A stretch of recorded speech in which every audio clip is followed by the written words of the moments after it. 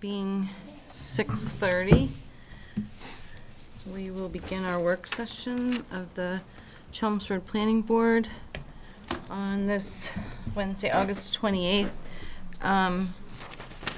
We will be recording this meeting and also will be televised live and will be available on demand on Chelmsford Telemedia. First on the agenda is a review of the proposed update to the outdoor lighting bylaw. I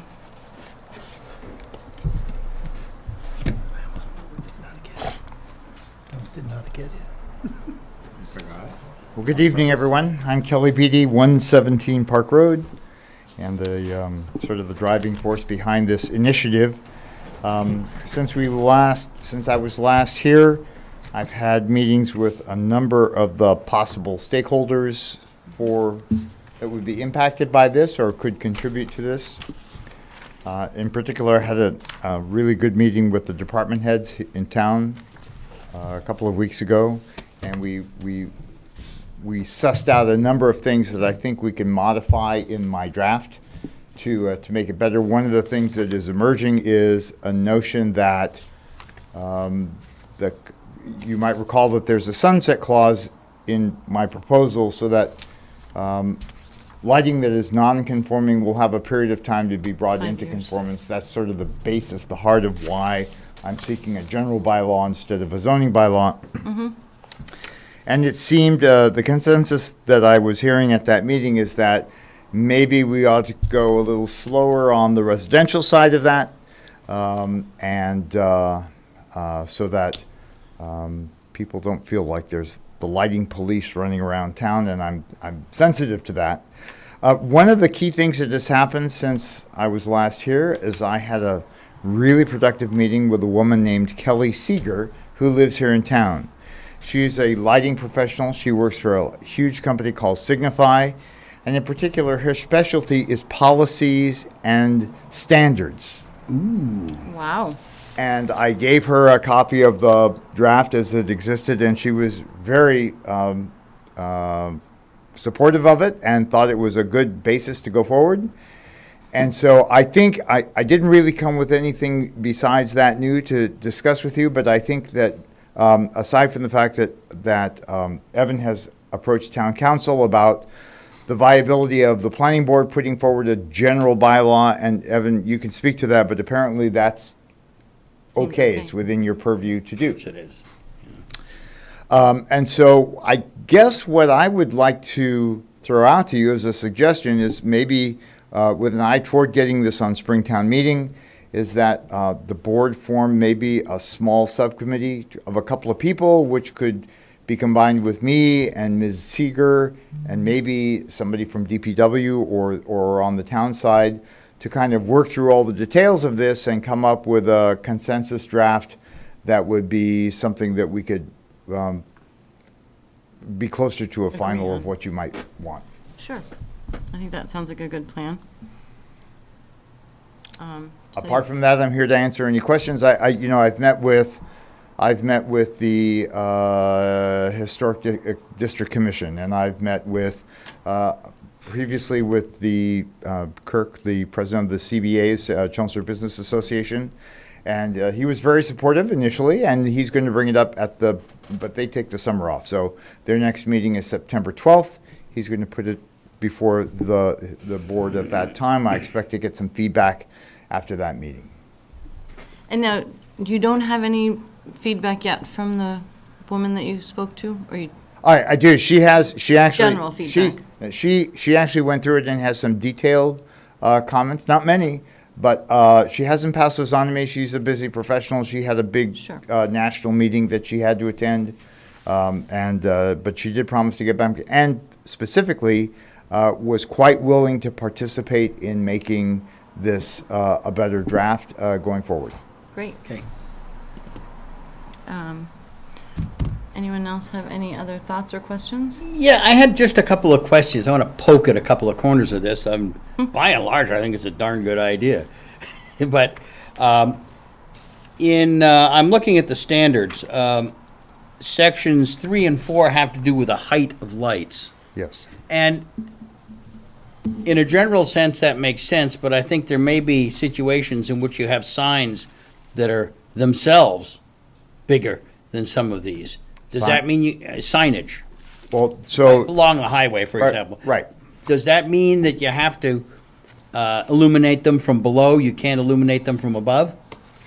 A great question, and one of the things that I did with this draft, you might recall that with the planning board, we worked on a sign revision to the Yes. sign bylaw. I remember, that was way back. And that's right. Yeah. One of the things I did, because there were elements of that in the previous version, the existing version of this bylaw.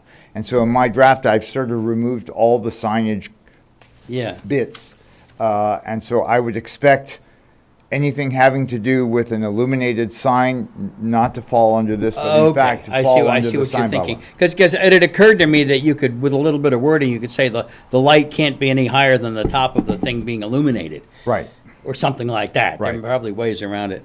Okay, the second thing I was looking at, And yeah. just to put a fine point on that, one of the things I'd like to do maybe is to, which I haven't done yet, is to go carefully through the sign bylaw and see where link them up, yeah. that, well, or where the sign bylaw might be improved so that they're standalone entities, but together are a coherent whole. Probably sounds as if we put together a committee to do this, we probably want to look at both the signage and the lighting together. Or at least the aspects upon which Yeah, the or the lighting aspects impacts the that signage. overlap. The second thing I noticed in items 6 and 8, no sign or building in any residential district or within 300 blah, blah, blah, blah, blah. And 8, no flashing moving color. This is the old one, right? You're looking at? Yeah, you might be looking at the old one. Okay, I'm looking, I thought what I brought up was, okay, that's the old one. All right, in that case. The reason I looked at those. Because is- none of that's yeah. in the. Okay, I'm looking at the wrong doc then. That's okay. But the question becomes, what do we do with people that want to put up absurd Christmas displays with flashing lights and every other darn thing, which I've never been a fan of, but are part of the culture. Right, and so one of the things that I do address, there are exemptions, there is an exemption for holiday lighting. Okay, But then that's covered. but it puts a little bit of a constraint on that. Let me see if I can find it for you. It is section 3.5.2. That decorative lighting, it doesn't really specify what is or is not allowed, but it says it can only be up for a period of 6 weeks before to 6 weeks after. And I Yeah. think one of the questions that I got during the department heads meeting is like, well, who defines what a holiday is? Yeah, And that's above my pay grade, right? The point is that we've all seen people who have what are obviously Christmas lights yeah. that are still up in like March or April. And I'm not suggesting that we necessarily, I'm not suggesting that mine we down by St. necessarily Patrick's use Day. this bylaw to Yeah. enforce compliance on that, but maybe it sends a little bit of a subliminal message Yeah, yeah. you gotta homeowners go- or businesses Yeah. that, maybe there's too license. much of a good thing. No, well, I mean, I'm inclined to agree with you, but I'm looking for ways that the rules can be worded, but maybe that's a committee job. It might be, and one of the things that I strove, when I first appeared before you, I said that I tried to take the best of the old bylaw and incorporate it Yeah. into this. And I'm sensitive to the fact that people like to do things with their homes. One of the newest trends, which we don't have too much here in town, but we might someday, is something called festoon lighting, which is strings of lights Well, that there are are a few just places around that have it. that are just for decoration. They don't really serve a functional role except Yeah. to maybe look pretty.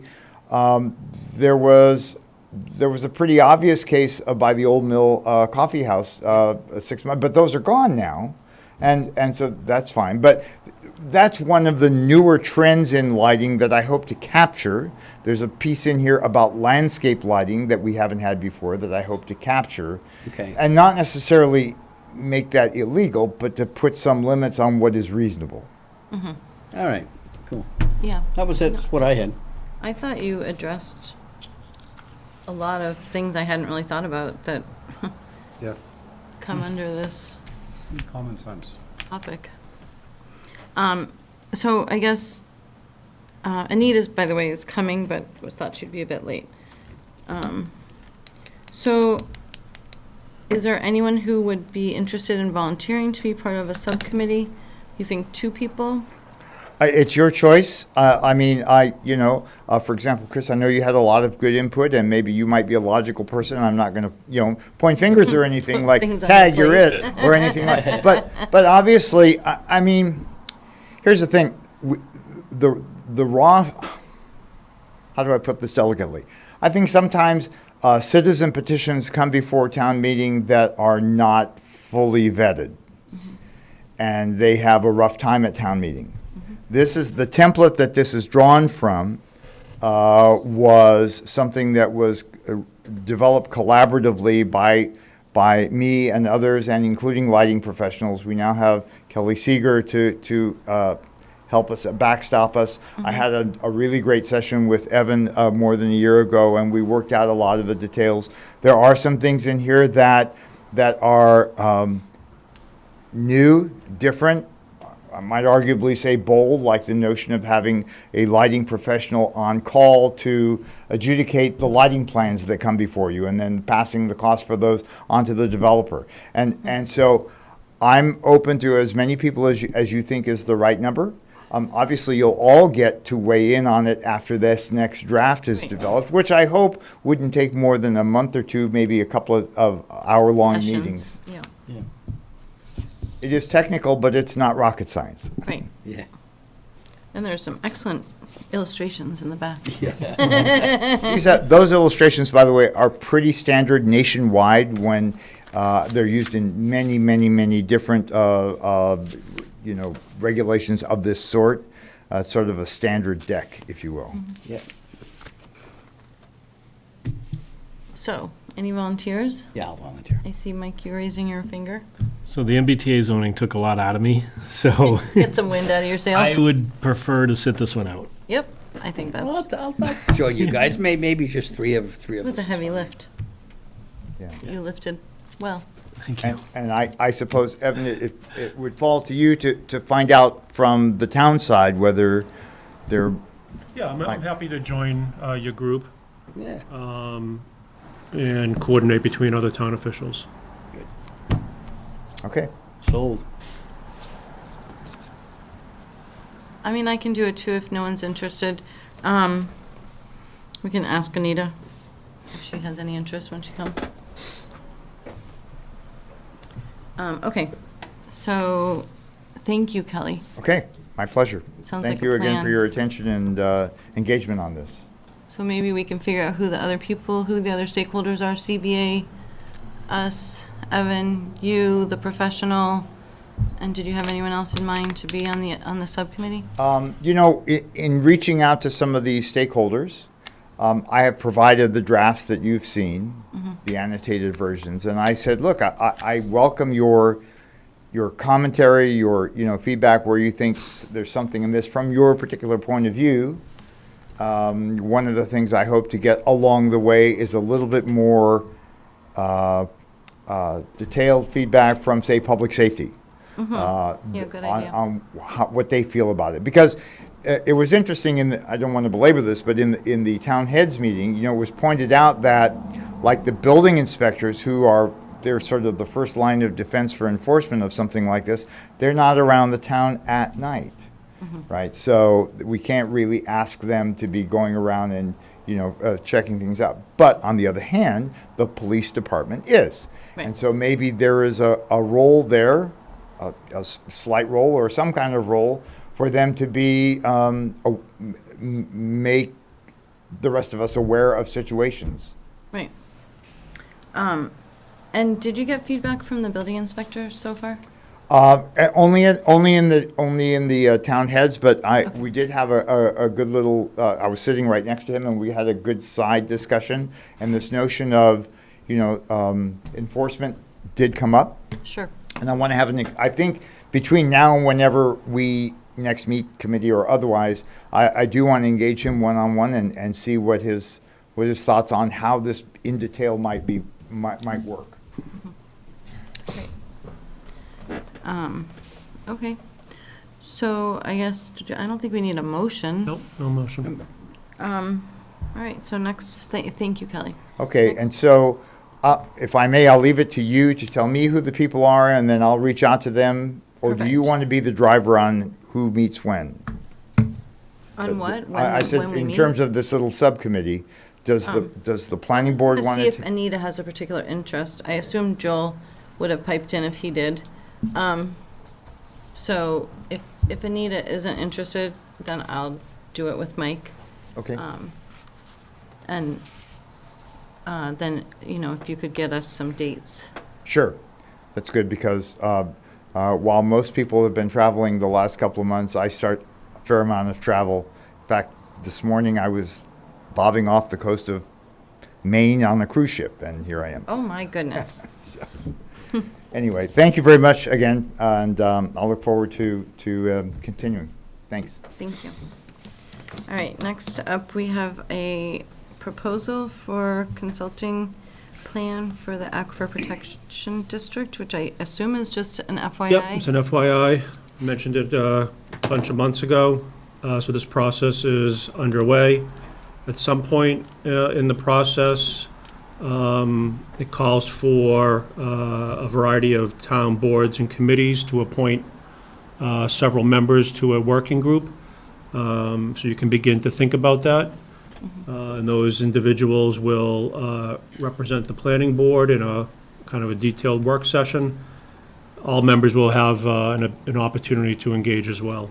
I just wanted to bring that to the board's attention as an update. And that would be in addition to conservation and, Correct. There likely would be Board of Health, Water District, Board of Health, Planning Board, Conservation. perfect. Yep. Okay. Sounds great. Next up, we have the master plan implementation. Actually, before we go on, Oh, sorry. Evan, what's the timeline on that? Do we know? I don't know if it's definitive, but I know time is of the essence. The funding got approved. Yeah.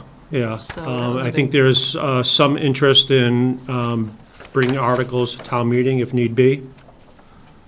So, I think it's probably 6-9 months. Okay. For spring. I think that's a partial goal, yes. Gonna be a busy spring. Okay, next up, we have our matrix. So just the context for this, the Master Plan Implementation Committee has been meeting for a couple years now. They've been systematically going through and then revisiting. So this is part of their revisiting. They're interested in having the planning board specifically provide status updates on these items. They do not have a meeting scheduled for September, but as soon as the planning board can complete this review, then we'd be able to schedule a master plan implementation committee meeting where this is presented for an update. So the first one, they're looking for design review. The question is, how much have we done? Have we made any progress? Yeah, Any- so I on would the- say we haven't, but, On the last column of status, that was my initial, right. my your initial read of update the that was topic. given, Sure, I would couple- agree with, it hasn't commenced. And I was just reviewing the CEIOD design guidelines the other day. And they're pretty basic to the extent that they exist. I think that this is something we should maybe, I don't know, I mean, we picked some zoning things we wanted to take a crack at the last meeting, and we haven't now taken a crack at them, but I think that as this is part of the master plan implementation, and I think that that's something probably we could knock off pretty well. I mean, we've had some preliminary presentations. so we do have, the COI does have dedicated design guidelines. They were They're not pretty referenced. perfunctory. They're probably about 30 pages. Oh, It's an addendum to the zoning bylaw. I guess I didn't It's see not that. referenced very often. I can probably circulate that, and maybe we could take some time to look at that. Yeah, Okay. let's do that. Didn't we start that Well, we talked discussion a while ago? And about the trees, and we talked about this, This, what I'm referring to is, it's architectural. Okay. All right.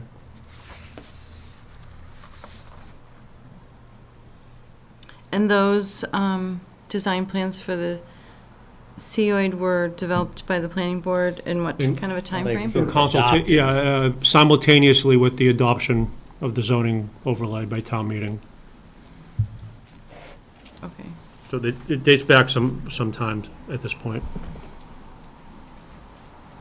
And who developed them? And The zoning working group that was appointed by the planning board and the consultant. okay, I'll get them out to you via email. thank you. That'd be great. Okay.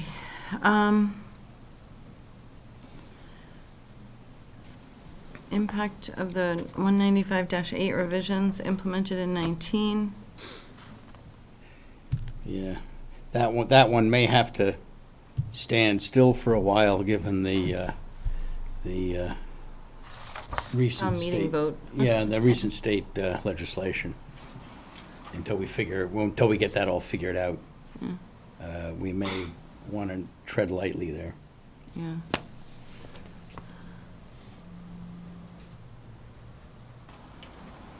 Yeah, I mean, we're waiting for guidelines sometime in the next few months for the ADUs, and that would probably shed some light on what kind of regulations we can have.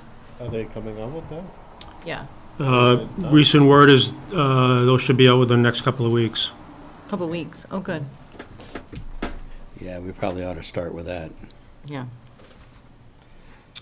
Right. All right, issues related to pre-existing non-conforming single and two-family, again. I mean, Yeah, I think that's a- Sorry. Contact mill owners to We've determine. talked about this a bazillion times. Have we ever actually contacted the mill owners? Gillette, is that it? He's one. I mean, I've been in contact with them over the years. Showing any interest in One- doing anything cool? The Gillette Mill They're filling. is under the COID, so they Yeah. currently have multifamily opportunity. The mill across the street is zoned industrial. They do not. But they've never formally or officially expressed any interest. Well, I So mean, if they the may board not wants to realize pursue it, you'd be pursuing it proactively, not necessarily based upon any property owner preference.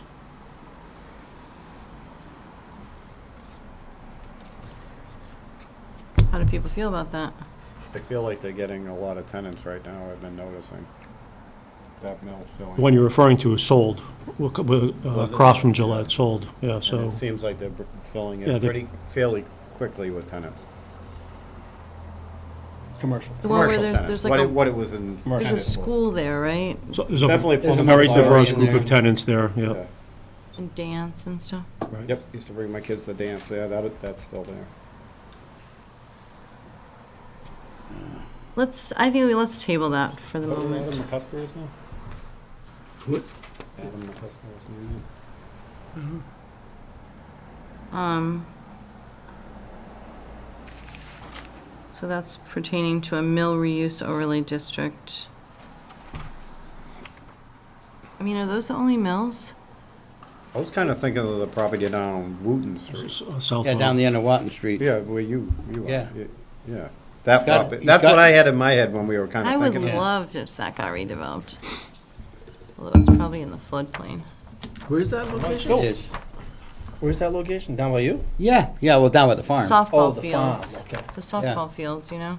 Oh, yeah. Down the All hill. the way to the end. What's all that, what is that building down the end? It's There's a something there now. big mill building. I think there are maybe multiple tenants in it. They used to have like a Vacant for a long time, wasn't it? there used to be like a filter place. It's owner occupied, he runs some sort of clothing, fabric business. Yeah, yeah.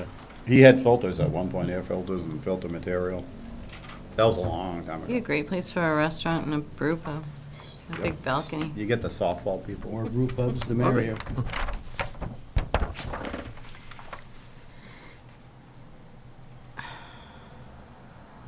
I don't know. I mean, we could make a effort in the winter when we maybe have more time and set up a meeting with the mill owners and see if anyone has any interest. What about Or maybe the- call do you around and talk to see these if they people with even the want to meet. vinyl? Yeah, you still involved in the vinyls? Vinyl Square, yeah, I'm in that committee. Those are the people you, probably, it's their general area, you know. For that area down there, Yeah. you're talking about, yeah, I mean. What's his name wants to put Bill Gillette wants to put a train station down there. Yeah, doesn't he ever? Well, he's trying to get that train line opened up to Nashua. I know, I was working on Great. it. If they do, I That'd don't be know, sweet. And he wants to put a train station right not there. entirely clear where the parking's gonna go. That's his Probably in goal. the middle of my You don't need a tomatoes. big parking lot. If you look at North Barica, that's really not that big a parking lot. Yeah, I know, and having used North Billerica, let me tell you, it should have been twice as big as it was. Yeah. It is, it does get full Yeah. on events. Okay, I can bring up, because both mills are in there too, so I can bring that up in the next. yeah. Yeah, if those you are the would- guys that would That'd be have. great. What's the goal though? What are you looking for those mills to do? Just input from them at this Yeah, do they point. have any interest in having a mill overlay district that would give them more flexibility towards, Redevelopment, development, Okay. Yeah. what would they be looking at? All right, I'll talk to them. 2.5, conduct a townwide analysis of the zoning map and ground conditions? I would say ongoing. We've done pieces of this, yeah. Started, not complete. Wait, on the zoning conflict, the conflicts? Yeah.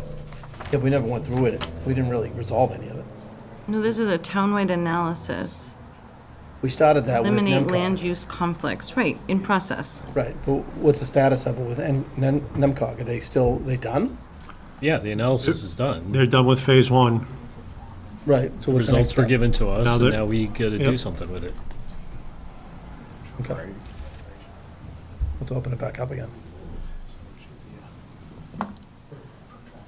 So, yeah, we should, the three things that we picked,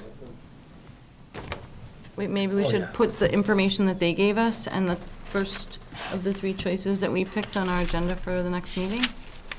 Or maybe one or the other? What do other people think? We did prioritize that. We did, I have the notes on that somewhere. I don't think we did prioritize that one.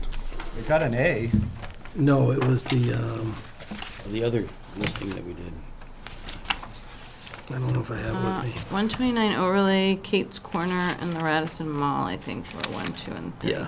The Kate's Corner is a zoning conflict up in that area. That's what, Yeah. Yeah, but I don't think any of those were in that The analysis, work was that it? NEMCOG did. the Kate's Corner area is. Is it? Yeah. That lot, that location was right in it. I didn't think so. Do you have that with you? Might not be in Yeah. the top, Look but at it's you, good. Johnny, on the spot. So, North Chelmsford, Riverneck, Littleton, Town Center, and Acton.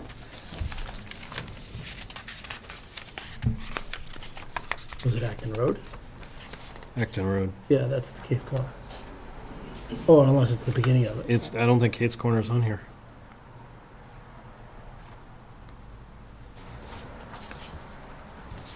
It's hard to tell. Littleton Road.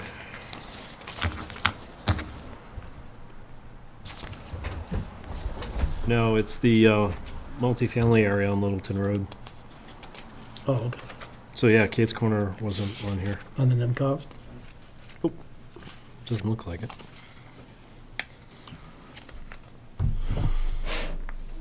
Do you want to table this, and if we have time later this evening, we'll come back to it? Well, how about if we pick one of the things, the areas of conflict, and put it on our agenda for the Oh, next meeting? sure, yeah. Oh, I take just- one at a time? I was just referring to the rest of the list here. Oh, yeah. Well, we have another couple minutes. This was the third thing on our work session, right, out of 3? So can we get through another 1 or 2? Well, I had suggested Riverneck Road as First one of off. the higher priorities for that conflict areas. Yeah. I would second that. I would say we start with that. Did I get the vote wrong? Was that not? What was our vote? I don't have it with me. Oh, did you write down our? Yeah, we wrote it all Yeah, down. but none of I don't have those the were sheet in the it. zoning conflicts. They were areas that we wanted to address, Correct. but none Those of them areas. were the NEMCOG zoning. Oh, all right, I see Conflicts. what you're saying. All right, why don't we come back to this? All right. All right, it Whoa. being 7 o'clock, we're gonna open the general meeting of the planning board of August 28th. This meeting will be recorded as well as televised live and also available on demand by Chelmsford Telemedia. First up, we have public input. Is there anyone who wants to make public input this evening on a topic which is not currently the subject of a pending public hearing? Seeing no one. Administrative review, we have nothing. New public hearings, we have none. Continued public hearing, first is the review of site plan and special permit rules and regulations. I would like to take a motion to continue this item.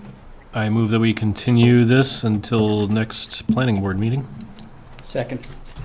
Okay, all in favor? Aye. Aye, it's unanimous.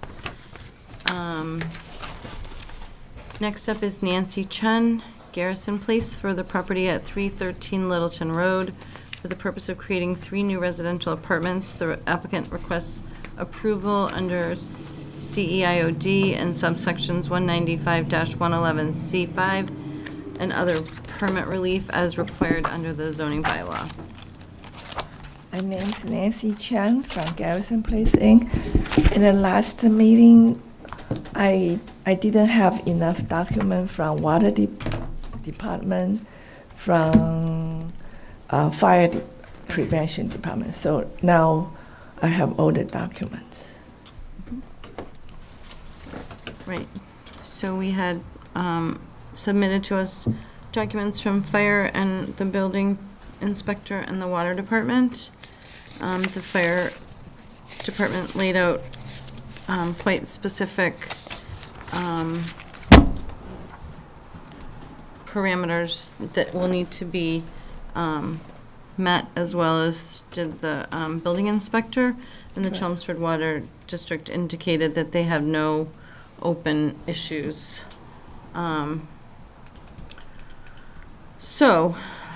Did you have anything else to present to us, Nancy?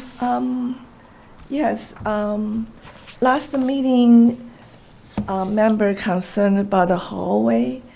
I just want to tell you a story.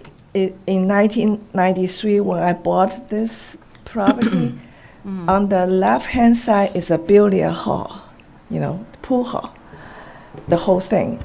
And then I rent to a computer aid design company, and he didn't like billiard hall on the left-hand side and his research company on the right-hand side, So what I try to say is, even though they are all commercial office building upstairs, people, it's different business, still don't like each other sometimes. So every time I rent to any new tenant, I always sometimes talk to my existing tenants, make sure, they don't conflict each other. So right now, last time we mentioned the Replay Avenue. Actually, he just used that unit as a storage for, I think, more than 15 years. He only comes once a month to pay the rent. He stored all his expensive music equipment. Although if you check online, he has a company or something, but because he's a legally blind, so it's very hard. Anyway, he has no problem with, with change to apartment. I mean, he only used for storage. Okay. And also, if you know the history, the builder who built this building in 1989, he built it as a commercial condo. So each unit has their own electric meter, gas meter, own furnace, own air conditioning, everything just like a condo, you know. And the only thing he did, that the builder didn't do is, he was planned to apply for the condo D for the condo, but he didn't. So every time I showed a contractor, and they said, this is perfect for apartment, because what's the difference between condo and apartment? Yeah.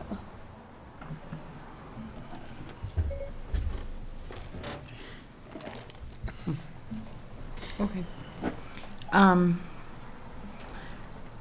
Does anyone else have any thoughts or comments on this plan? Did we get revised plans? Nope. Wasn't that what we asked for? Plans for a site plan. And they're asking for a designated parking area, and I haven't seen that yet. I'm sorry. The parking, the designated parking, that's what they were asking for also, and I don't see a plan for that either. Oh, I submitted last time, right? And we have 155 parking space, and I wrote it down how many parking space each business using, and I have 100 extra ones. But where the designated residential parking is going They to can be? park anywhere, because I have think three they're bay. looking for dedicated residential parking. Right now, I only have one unit, right? And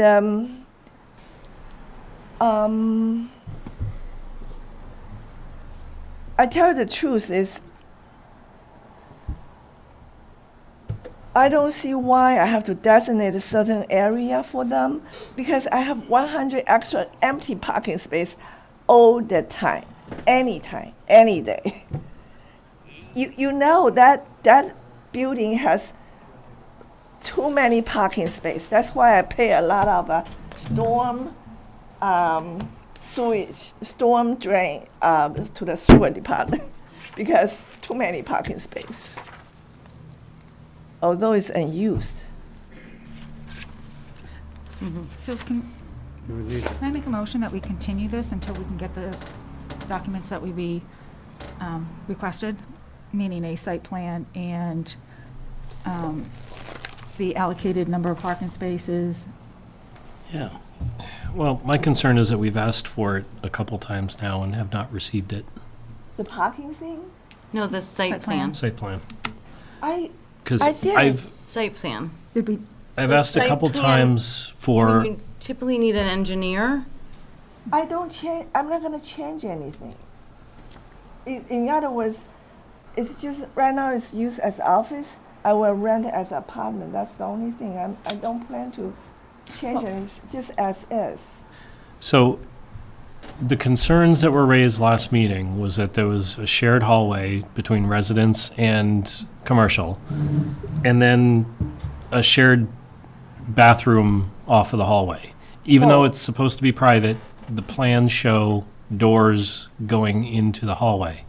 What we asked for is those need to be changed in order for us to consider this. Yeah. I mean, if I find a tenant where I remodel, I'll change those. That's not how this needs to work. I see. We're asking for those plans now so we can approve those plans. Okay. The only thing is, my question is, if I want to use one the unit for office, could I do that as well? Even though they are apartments? So, I mean, that gets to another concern that several members expressed, which is, one of the goals of the CEOID is to encourage redevelopment of properties that are underutilized and to encourage the transition to making some housing units. So you're like on the right track, but we kill it. but we have never had any structures in town, and I think that this is gonna prompt us to change the zoning bylaw so that we don't necessarily want commercial and residential on the same hallway. Like, we are encouraging of commercial downstairs and residential upstairs, and that's highlighted, various places, but With different entrances. Yeah, Yeah. separate right now it is entrances. different entrances. The residential is use the other one. The commercial is using the central. except But they for go into the same hallway.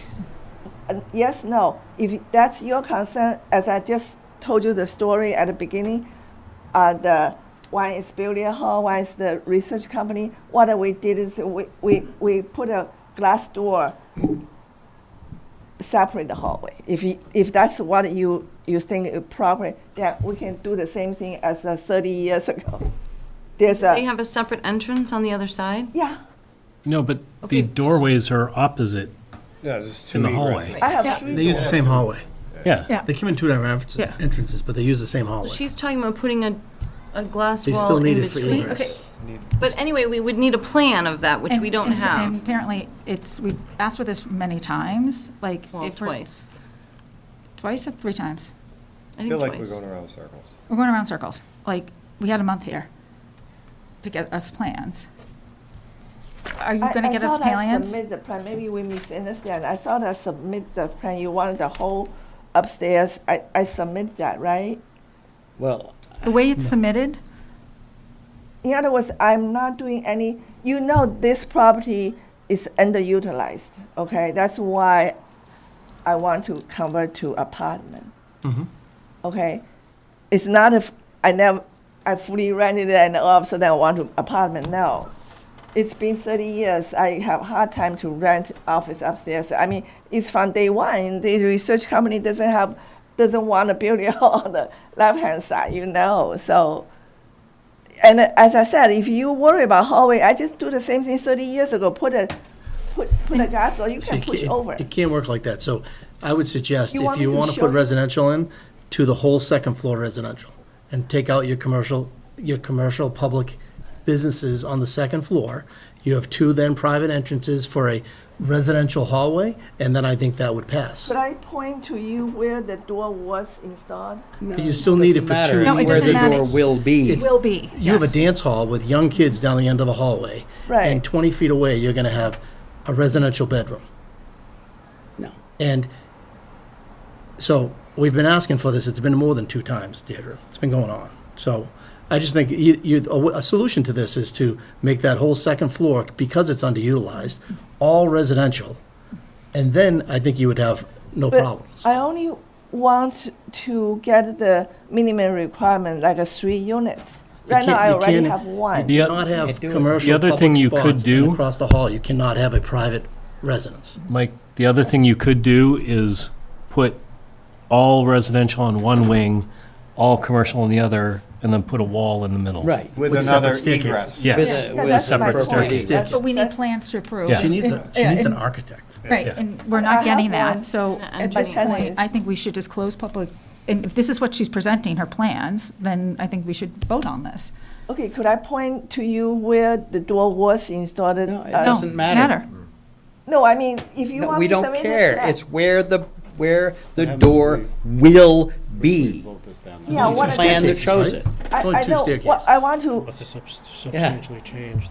so I, 2 staircases in this whole Right, place. there's only 2 So staircases, you and would that need, creates a you would problem. need to have 2 more staircases if you put a wall down I have there. 3 now, so just add 1 more. You have to have it totally separated off, Yeah. separate. Yeah, if that's the plan, I can do it. I just want to make sure the plan is what you want. Could I point to that right now? We want them to be I don't think you're separated, and getting we it. want to see I the know, that's plans why for I that. want to point it out, and I have my. But then we tenant want to is see the up- plans for that. I will give you, because my Okay. tenant is architect. When I tell him today, he will give me tomorrow. What I try to say is, I want to make sure I understand what you want, and it not accuse me, oh, you didn't bring that, you didn't bring that. Could I just point that to you? Sure. Go ahead. What we had 30 years ago. Let me make sure. Just let her talk. Okay, so right now, see, this is dance center, I wrote it down, this side.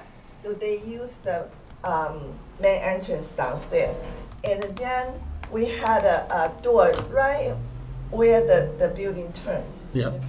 Yeah, I think it's either right here or right here. So the research, this side is the research company. So the building, go this way. As right now, building goes from the lobby entrance only, and then the research company, they use this side. The problem you're going to have with that, which is what Mike just mentioned, is that that right side of the building is only going to have one entrance and exit. Yeah, that's why we're gonna do something about it. The only thing is that we can do is, we can do this like a emergency door, you can push open anytime, but you cannot open from this side, but this way, emergency, they can push out. That's, So if we continue this meeting, will you come back with plans on how this is going to be? yes, Architectural plans? yes.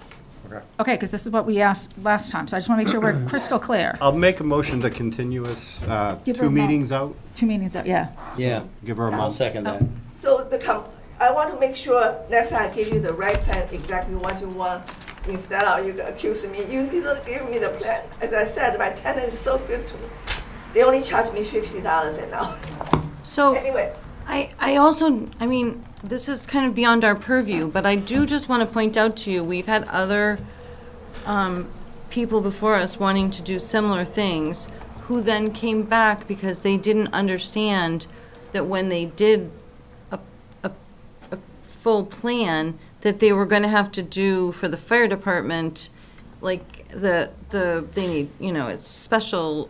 There's a lot of things for the fire department that can be Fire quite department? costly, yes. So before you spend money on architectural plans, you might want to find out exactly what you have to do for the fire department and how much it's going to cost, because it's very expensive sometimes. I know.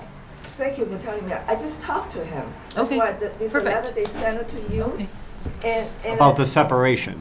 You gotta talk to them about the Yeah, I will. separating, I will. what would be acceptable Right. to the fire I department. will. You have a month to do it, and then Yes. come back to I'll us. talk to him tomorrow. Okay. Sounds great. That's my full-time job. All right, so I'll make a motion to Thank you. continue this, Thank you. September 25th? September 25th, Thank you. Second? and All in favor? Aye. So motion by Chris, second by Anita, unanimous. By Paul. Oh, I thought Paul it was- made the motion. I made a motion. Oh, I suggested the date. okay, Okay, thank onward. Next up, we have North Road, Viking Development LLC for property at 150 North Road for the construction of 16,000 square foot early education facility with associated site improvements. The applicant requests site plan review and a special permit of the zoning bylaw and any other zoning relief deemed necessary. Site is located in RB residential and consists of approximately 3 parcels. Just before the applicant begins, town council is on Zoom, as well as your town engineer. Good. Good to go. Hi, everyone. For the record, my name's Chris Fazenden. I'm here on behalf of the applicant, Viking Development LLC. Also in attendance here with us is our architecture team, civil team, and traffic engineer as well. Any technical questions, I'll certainly have them come up and speak to those items. Before we get into it, I thought I'd just give you a little recap on project stats and kind of our application status to this point. You mentioned some of the things. 150 North Road is the address. We're looking at roughly 3.12 acres. We are zoned single residence RB, and our proposed use is early childhood education facility with a 16,200 square foot building, 5,700 square foot playground, and a private parking lot with 50 parking spaces. Original application was made on June 5th. That included site plan, special permit, and the A&R. What is that percussion? It's this. Yeah. Oh. Sorry, I'm kind of hitting the table. So our original application was made on June 5th. That included site plan application, special permit, and A&R. Site plan was filed under Chapter 195, Section 104 of the site plan bylaw. And the bylaw use regulation table in that has our proposed use listed as exempt under Mass General Law, Chapter 48, Section 3. And that lists every use as permitted by right in every zoning district. Special permit, we applied for special permit based on some disturbance requirements that we felt we triggered. I just want to point out that we submitted that in good faith and feel that that should not, be used to unreasonably withhold approval of this. The A&R was then continued at that meeting and reviewed at the July 10th meeting. Town council was in attendance and the board endorsed the plan at that meeting. We made our second submittal a few weeks ago, and that brings us to tonight. 3 objectives for our meeting tonight. The first one, we'll run through all of our site plan updates based on all the feedback that we received from both the neighbors and the board at our last meeting. Then I will run through site plan approval criteria from your bylaws and explain how we meet and comply with each of them. And then based on items 1 and 2, we would ask for the board to consider a vote for approval tonight. So to start with objective 1, we'll discuss site plan updates that have been made. I want to emphasize that we did listen to all the neighbor feedback and board feedback that we received last meeting and made a strong effort to incorporate design changes and prepare additional documentation to address them. The items that we'll be talking about are there on the screen. We'll go through them one by one. First item, parking. At the 6/26 public hearing meeting, we did receive a few comments on our proposed parking. Under the current bylaw, Chapter 195, Section 17, we are required for our proposed use to have 81 parking spaces. The table there on the bottom left is a couple supporting figures to go along with our proposed 50 spaces. Looking at the Institute of Transportation Engineers parking generation manual, their calculation recommends 57 spaces. We had Kimley Horn prepare a parking memo for a school in Northbrook, Illinois, where they determined that at a peak hour, our biggest demand is 30 spaces. In addition to that, if you want to scroll to the next slide, I've also compiled a table of 13 schools that have recently opened of similar enrollment and size. 10 of them are open, 3 of them are permitted and under construction here in Massachusetts. You'll see there, on average, the number of spaces is 46 and the median is 48 for those schools. With those key pieces of data, I just want to point out that with those numbers and our understanding of our operation, we do believe that the 50 spaces is adequate and will operate without any issues. The next item is landscape screening. To address the comments we received related to landscape screening, we made a number of changes. Along the northern property line, we increased the length of our 6-foot wood-look vinyl fence. We increased quantity and spacing of 8 to 10-foot trees. We relocated the trees closer to the parking and away from the residential home. That works with the grade of the site to help screen it even better. On the southern side, we did similar things. We increased the number of trees around the building and the playground. We brought them closer to the building to help screen them immediately. We completed an existing tree survey where we identified within about a 30-foot buffer on all sides of the property what trees we can protect. And that'll add an additional layer of screening. And then overall, the development has now incorporated 250 new plantings and identified over 100 existing trees to remain. This is just a quick side-by-side. It might be difficult to see. The image with the blue outline is our new proposed landscape plan. Hoping you can see the additional trees. We've kind of lined the plan right side with, you might not see the line work for the fence. The fence was also extended, as I said. And then if I can focus your attention around the playground area, you'll see a substantial increase in the amount of plantings between the building and our southern abutters. Next item is noise levels. Plan updates that we made to address noise levels. We've now updated our design to include multiple layers of noise mitigation. We've changed our playground fence from an ornamental fence to a vinyl fence, but the vinyl fence has a little bit of a noise mitigation factor to it. We've increased again the number of trees around the playground to add a landscape buffer. We've indicated the existing trees that'll also provide a buffer. The playground also has a 6 to 8 foot retaining wall around it that'll also contribute to noise mitigation. And then on top of it, on our southern side, we also have the 40-foot paper street that adds another buffer of existing trees and vegetation. Next one is light trespass. Our current photometric plan continues to show 0 light trespass across our shared property lines, and that considers all proposed site lighting and building lighting. We've determined that all site and building lighting will be placed on timers and will be turned off from 8 p.m. to 7 a.m.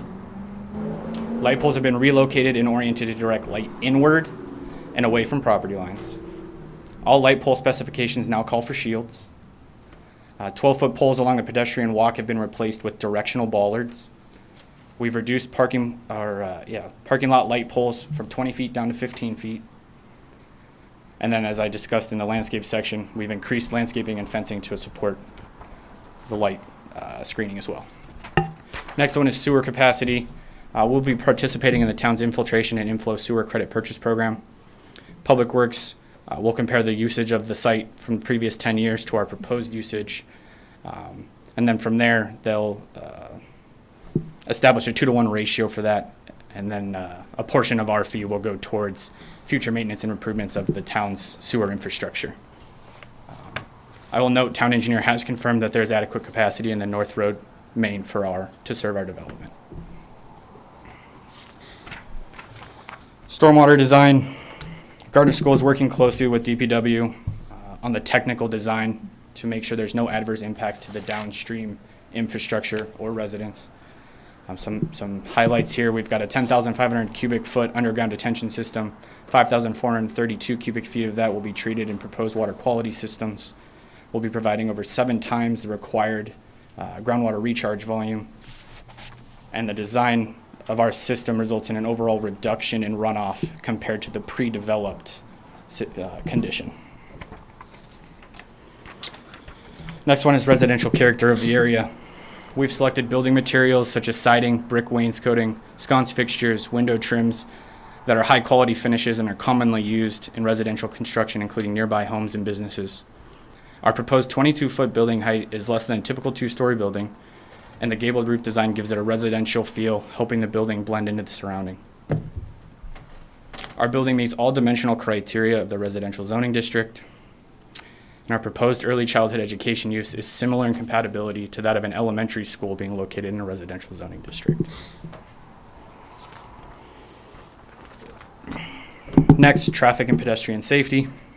Our plans have been updated to include the construction of rectangular rapid flashing beacons at 2 existing pedestrian crossings along North Road at Wigan Street, and North Road at Erlin Road.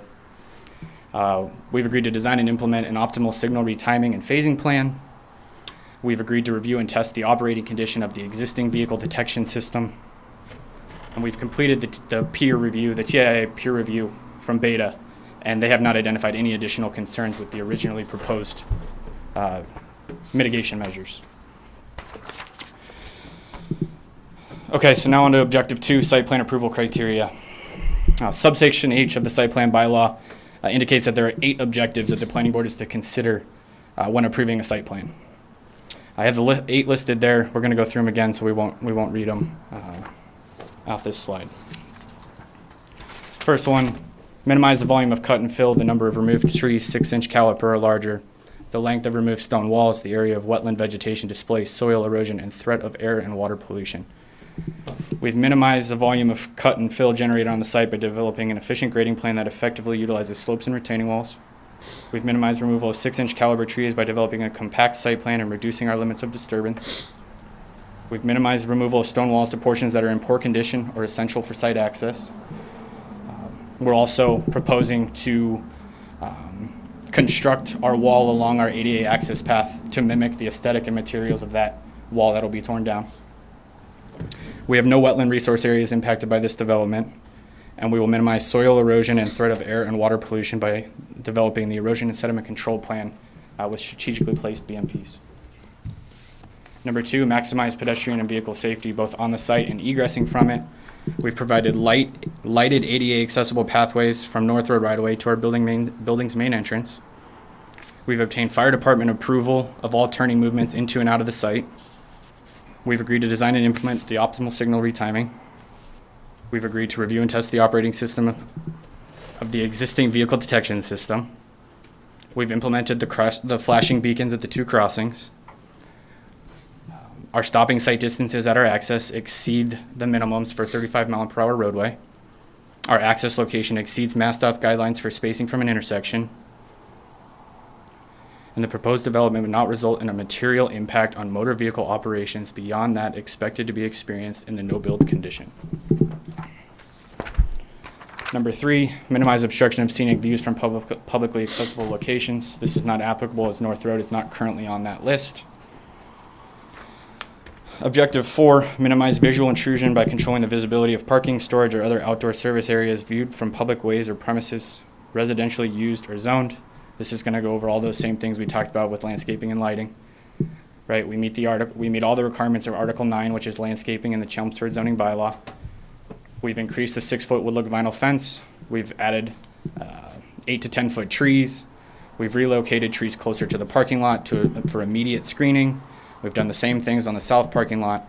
We have a thorough tree survey that's identified over 100 trees that can be saved as an added layer of protection. And then, as I said before, we got 250 new plantings and over 100 existing trees protected. Minimize glare from headlights and lighting intrusion. Our proposed design meets all the requirements of Article 7, outdoor lighting of the Chelmsford zoning bylaw. Our photometric plan shows 0 light trespass across our shared property lines. Our lights will be on timers 8 p.m. to 7 a.m. Light poles are pointed inward and away from property lines. Light poles have been reduced from 20 to 15 feet. All light pole heads have shields. We've replaced 12-foot poles with bollards. Then we've added landscaping and additional fencing to provide more screening and make sure there is no trespass. Number 6, unreasonable departure from the character, materials, and scale of buildings in the vicinity as viewed from public ways and places. We've carefully reviewed the local context and selection of materials to complement and reflect the character of Chelmsford. As I mentioned before, selected building materials such as siding, brick wainscoting, sconce fixtures, and window trims are high-quality finishes that are commonly used in residential construction. Our proposed 22-foot building height is less than 2-story typical residential structure. We have a gabled roof design. The building meets all the dimensional criteria of the zoning district, and we have a strategic design of site grading and landscaping to help it blend in. You see there at the bottom a couple renderings that we had submitted. That's one of them. Number 7, minimize contamination of groundwater from on-site wastewater disposal systems or operation of the premises involving the use, storage, handling, or containment of hazardous substances. This is not applicable. As I mentioned, site will be connected to the municipal sewer system, and our proposed use will not involve any storage, handling, or contaminant of hazardous substances. And number 8, ensure compliance with the provisions of this chapter, including parking and landscaping. Our team has reviewed the zoning bylaw, Chapter 195 zoning, and determined that we comply and exceed the use regulations, dimensional regulations, signs and outdoor lighting, environmental protection standards, landscaping, and administration and enforcement. As I mentioned before, we are proposing a reduction in the parking. I explained to you that the Institute of Transportation Engineers, our parking memo, our existing facilities all support the use of 50 spaces. And we ask that the board look at approving our application with those spaces. So with that, as I mentioned, objective 3, we feel we've submitted a thorough and complete application. We've addressed all the planning board and neighbor feedback. We've responded to all department comments and demonstrated compliance with all applicable site plan approval criteria. So as I mentioned at the beginning, we would ask that the board consider a vote for approval tonight. Thank you. Thank you for your time. Like I said, I have my design team here with me if there's any technical questions.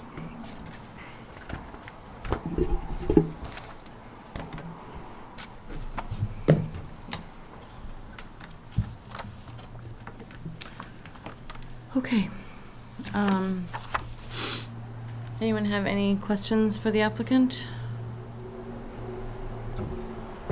I do have a question. Can you tell us a little about the hours of operation and how it works, drop-off time? How are they are the students arriving by bus, all being dropped off? Can you tell us a little bit about that? Yeah, operation is 7 a.m. to 6 p.m. What time's drop-off? So we have a flexible drop-off. I can tell you that in the studies we've done, drop-off is typically 7 to 9:30, and pickup is 3:30 to 6. But again, there is no set hours. If you have a doctor's appointment in the morning, the kid can come at 11:30, 2:30. It's flexible. It's not like a public school where, everyone's there at 8:30. So there's no like particular time that the majority of 90% of the kids arrive Well, at 7 o'clock? That's what the peak hour is. That's what the study shows, is that in that range is when everyone is dropped off. Yeah. But there's no requirement. Okay. Do they arrive by buses or just No, personal all, vehicles? all personal vehicles, public transportation, whatever. Okay. Whatever carpooling, staff sometimes have students enrolled, that type of stuff. The hours of operation, I'm sorry, are what? 7 a.m. to 6 p.m. To 6 p.m. So the lights will come on at 7 a.m. right when you're starting to open? Correct. 8 p.m. to 7 a.m. is when they'll be off. But staff shows up earlier, right? Yeah. Yes. So if you're looking at it that way, the sun rises at a certain time of year about that time. So, How late do they work? Do they just leave with the kids, or are they? well, students are there till 6 p.m. So I would imagine, clean up, taking the trash out, an extra 30 minutes. And there's kitchen facilities at this particular site? Heating up and warming of food. But yes, it's a full kitchen. So deliveries, how do they come? How do they get their food? Is it tractor trailer? Is it small Yeah, trucks? we've done the turning movements for it. It's a 28-foot truck.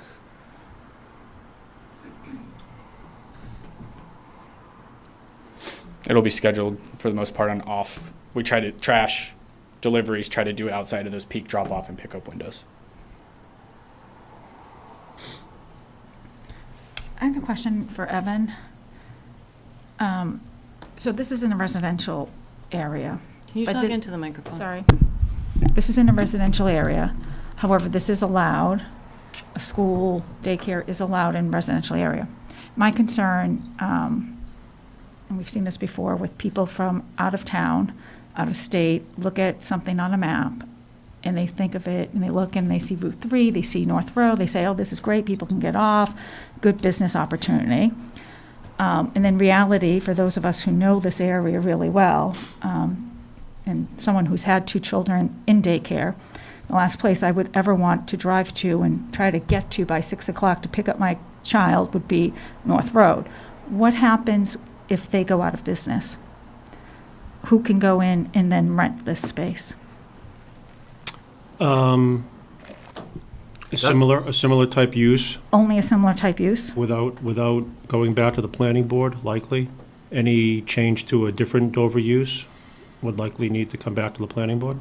Is there any way we can make a restriction that, Yeah, I mean, we can work Like, with it's like- council, we like can it work with isn't someone- council on some of that language. there's no way, someone could come in and say, oh, we've got this is a nice little strip mall built out, No. we could convert this into a strip No. mall or something like that, No. And again, not that I don't think you guys have done your due diligence, but we've seen this with other developers who come and look at a map and see an ideal location that looks like it'll be great, and knowing the traffic on this road, and like I said, as a parent who's really busy and trying to get places, you need to make and pick up your kid by 6 o'clock. On this location, I wish you the best of luck. You said you dealt with headlight mitigation. Yeah. So your entrance is facing directly across a residential property at the end of Wigan, as far as I can tell? Correct. How would that ever get mitigated for that particular resident? That's, I mean, it's like adding an access to any site plan. Look at a residential home. There's only so much you can do about screening a left and a right turn out of a property, whether it's residential or a daycare use. There's a light pole that sits right over our access point that probably produces as much light as a headlight.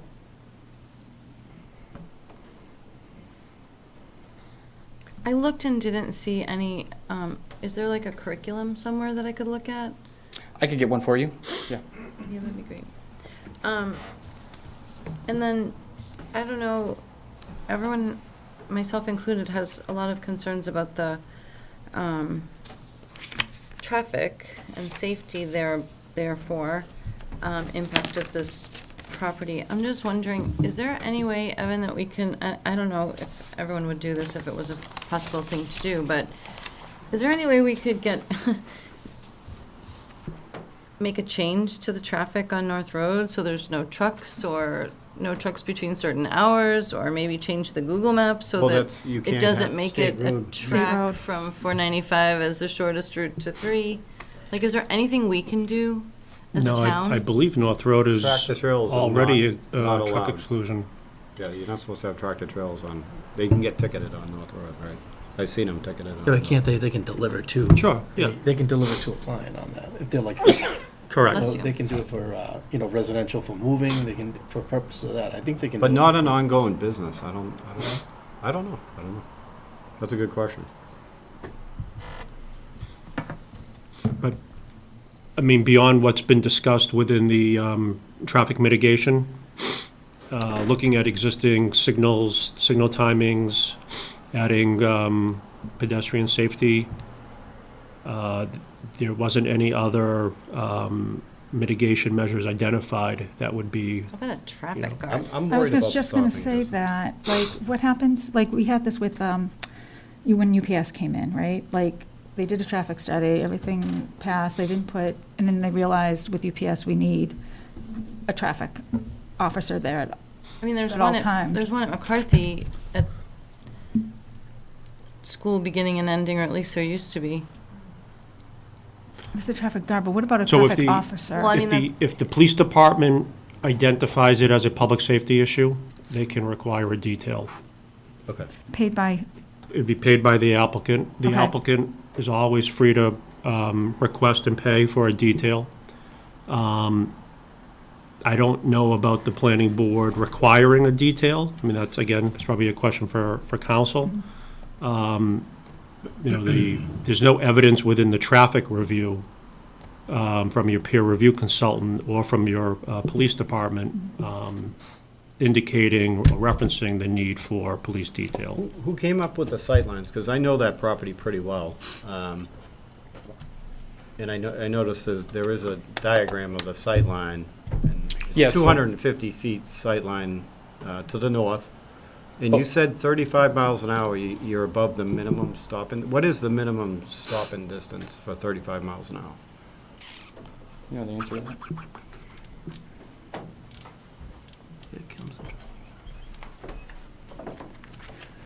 Thank you very much. Good evening, everyone. Once again, for the record, my name is Daniel Lasivita. I'm a traffic engineer with Vanessa and Associates. We were the ones that compiled and pulled together the site distance plan that was attached to our response to comments. So for a 35 mile per hour approach speed, the minimum required stopping site distance and by proxy intersection site distance is 250 feet. So that's what we show on the site triangle plan. We show 250 feet measured along North Road, then you take the end of that, connect that to the driver's eye location within the driveway to make that triangle. So you meet the requirement by 250 feet. And that's We meet the 250-foot requirement with, and this was mentioned within the traffic study, with selective trimming and removal of trees and vegetation. That's all on your property. That occur either on our property or within the public right-of-way. So with town approval, we could go in and trim and clear that up. So what's the distance of a 40 miles per hour? Or 45? I don't, 305 feet, I believe. What Not was the looking average at any that you books. saw during your study? We do site distances based off of not the average speed. We do it based off of the 85th percentile speed, the speed at or below 85% of traffic is traveling. In the northbound direction, we found it to be 29 What miles page per hour. What page you on? Page 10.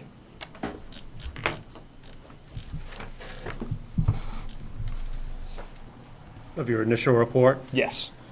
Page number 10. I don't know what it is in the PDF. We don't have page numbers for the figures, but it's down a couple pages. On figure number 10? Nope, just right there. Oh, okay. So in the northbound direction, it was 29 miles per hour, and then in the southbound direction, it was 34. So we rounded to the nearest 5. Did you specifically do from, say, 7 o'clock to 8 o'clock in the morning? 7 o'clock in the morning? Or were you there later? We counted 48 total hours. So we essentially put down a tube, or it may have been a radar recorder in this case, and got 48 hours worth of travel speed data. Because at 7 o'clock, it's a lot faster. At 7 o'clock, In the morning. it's a lot faster. The traffic is Yep. less, but the speeds are higher at 7 o'clock, and it's between 7 and 5 o'clock in the morning. That is something we can certainly go back and check, but based on the speeds that we found, which was 34 miles an hour, that's what we did our sight distance off.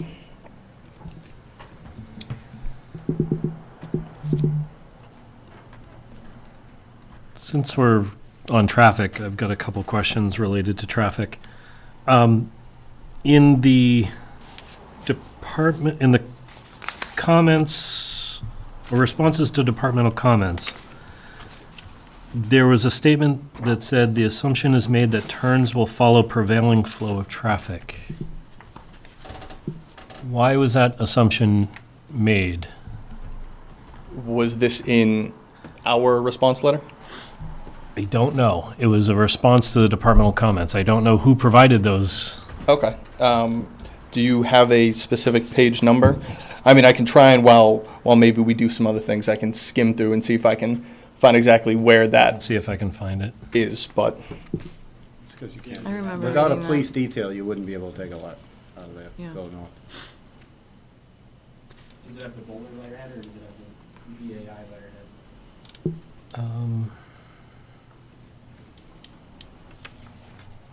Oh, yeah, I think it might have been in there.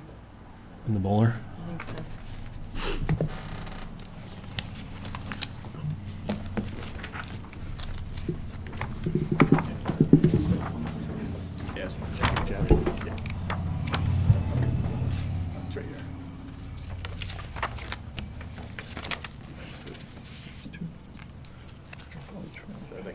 Oh, the first. Okay, yes. Sorry. So the first, I don't know if you have it up, Evan. It's response to the police department in Boulder's letterhead comment 2.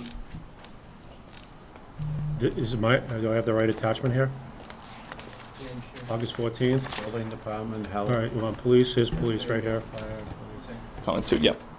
So the beginning of that says Okay. that trips associated with the project are expected to be dispersed to the north and south along North Road and will follow the prevailing flows of traffic. That is based on our anticipated trip distribution for the project. We would anticipate that, especially because a lot of, if not most of Route 4 traffic, especially during the peak periods, consists of commuter traffic.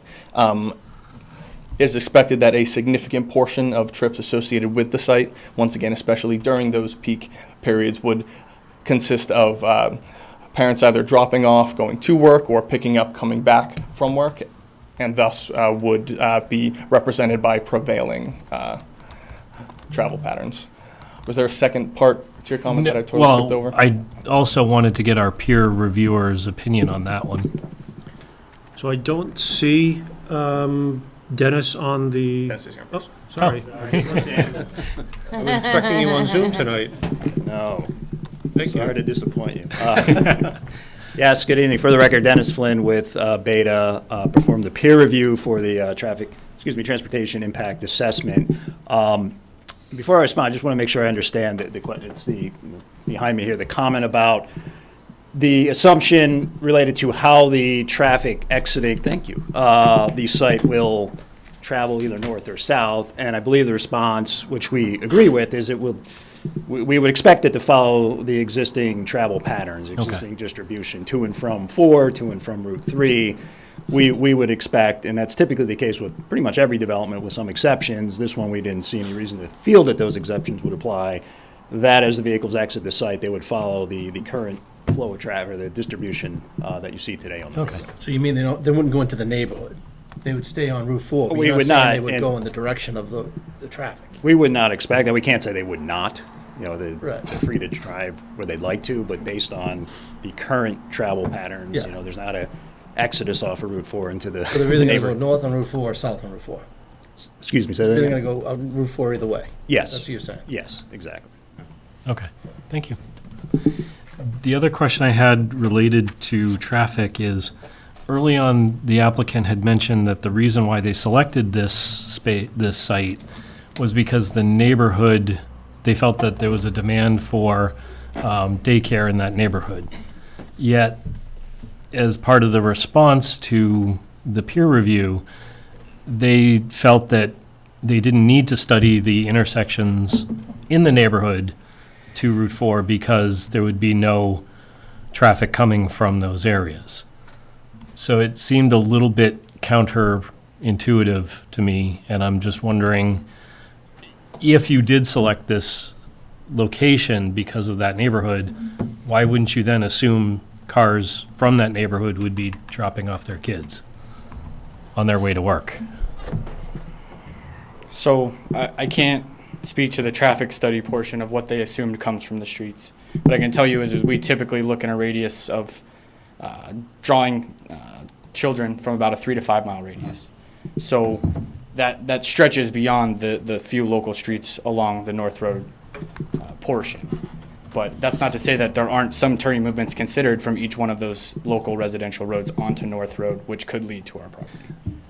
My recommendation, because there are significant residential areas behind that area, my recommendation is to at least take a look at those intersections, because I think if you're putting a daycare or childcare center there, you might get folks on their way to work coming from those streets in that area. So I'll let you speak to it, but my one thought here is those are considered pass-by trips. Those are residents who are already using North Road to go to and from their property.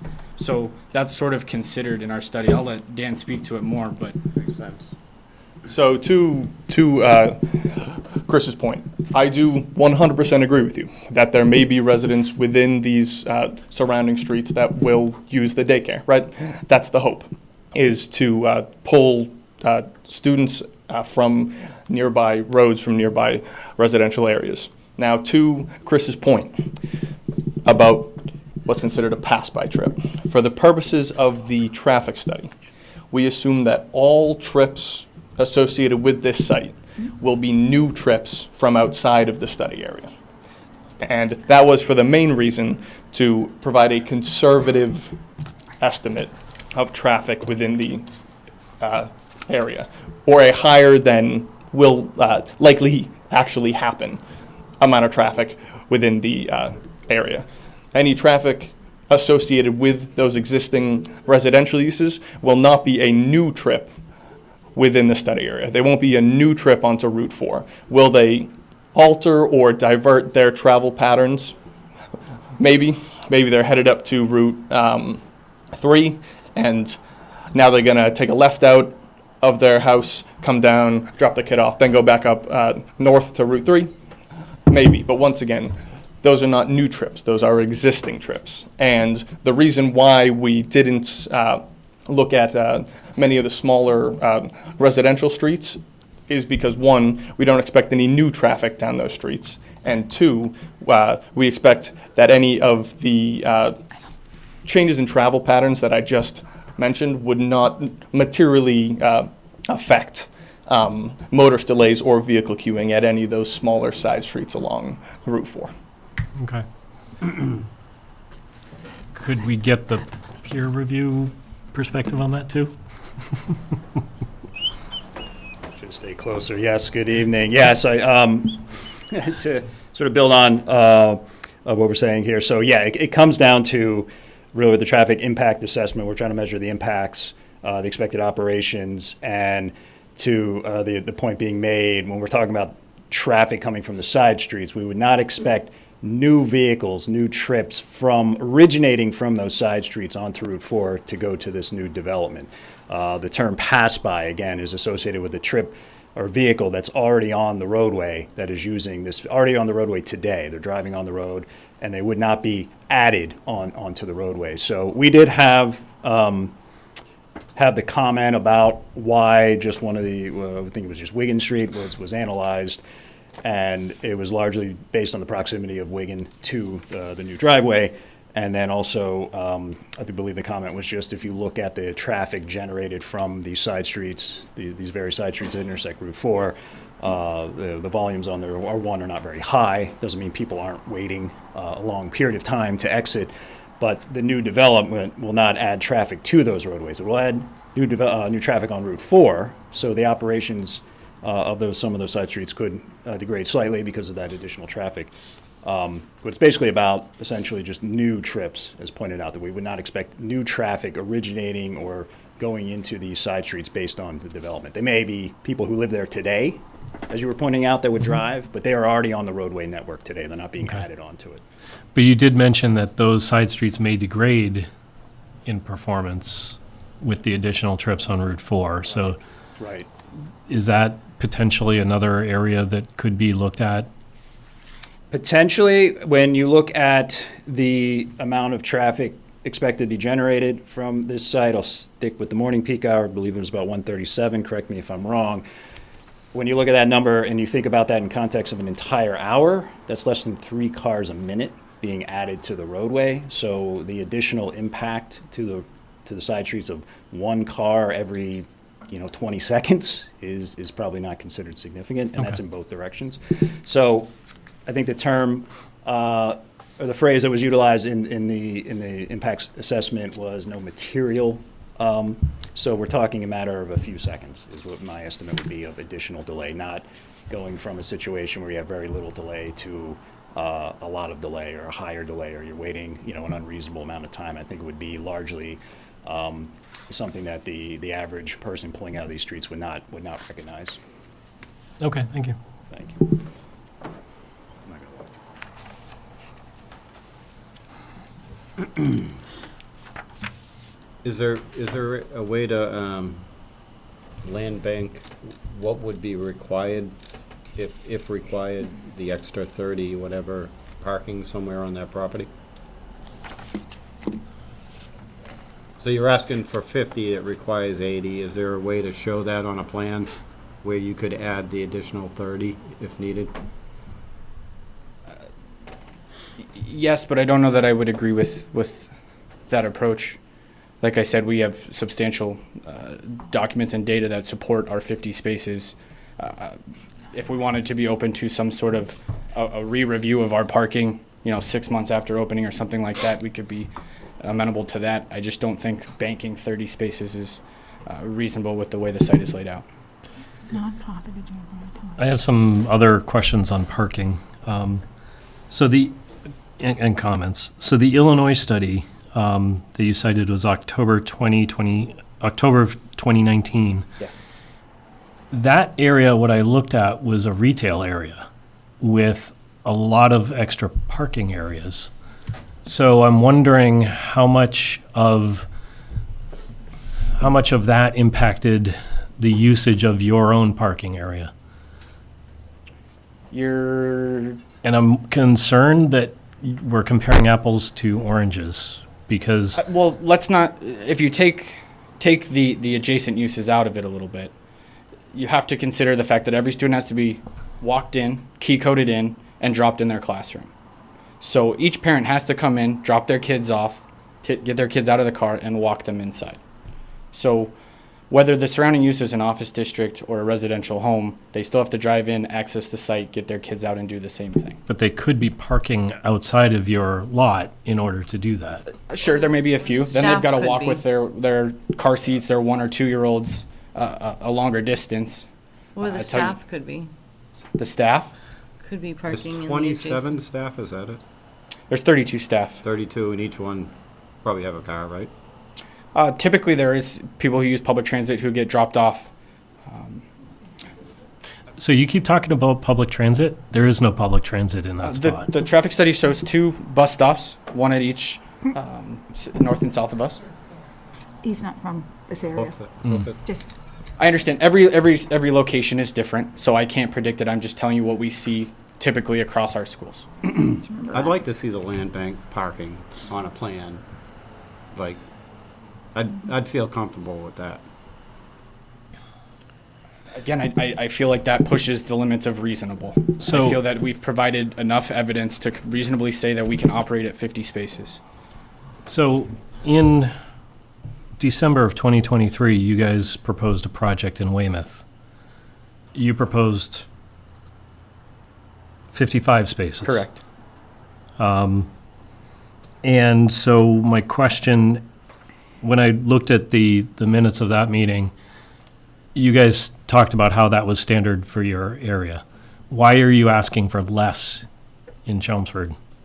So, again, the 45 to 55 is optimal range for us. We have sites, I don't know if they're listed in that table, that have high 30s in parking spaces. We're flexible. Like the parking shows, we fill 30 spaces in our peak periods. So it's not a set number that our parking is based on. But we also are a business. We don't want our parents and students to not have a parking space, to be upset with the way our parking operates. So we care just as much about the number of spaces and how they operate as you guys do. I'm also concerned because the snow storage that you guys have on your map is completely covered in plantings. And with the minimal snow storage you have on the plans that are also covered in plantings and trees, a lot of that snow is going to end up in the parking lot. Because you also have fences surrounding the property, so the snow storage is not going to be able to go over the curb in most areas. Okay. So that's going to cut down parking as well in winter. That's not the intent of the design. And coming from the operational side, we could certainly make it a condition of the approval that all snow removal is pushed and not to impact parking. We could even conditionally look at revising our proposed snow storage location. But given the plans, there is no other place to put the snow. That's not entirely true. Well, in the current configuration, sure. But to his point on land banking, is there a way for us to fit a couple more parking spaces or an area designated for snow storage? Absolutely. But 30 spaces, that's pushing, the limits of what we can fit in this. Also in the Illinois study, you mentioned that 30 staff are on site. That only leaves, assuming patterns in Chelmsford hold, most people will not be taking transit. That means that 30 parking spaces will be taken by staff. Correct. Just like pickup and drop off, staff is also sort of tapered, right? At 7 a.m. when we open, we don't need all 30 staff members. So the parking lot fills over time. As the parking lot fills over time, you have that nice congruency of parent parking and teacher parking that work together, and that's where you see the 30 spaces in the study. Over time, if you watch that grow, there's a combination of more parents coming, but more spots being occupied. That's because the staff is parking to show up for their shift. You've also mentioned that in graduation and other events, you'll have off-site parking. Correct. It'll be held offsite. Okay. But some events will be in the school for classroom parties and things like that, I'm assuming. Yeah, there will be happiness hour where we have ice cream on the playground, things of that nature. Typically, those are staggered as well. So the 1 and 2 year olds will be from 4:30 to 5. The 2-year-olds, 3-year-olds from 5 to 5:30. That kind of stuff. Okay. What are the ages? 6 weeks to 5 years. And how many trees are you taking down? You know the answer to that? I'd have to give you the answer. I don't know the answer.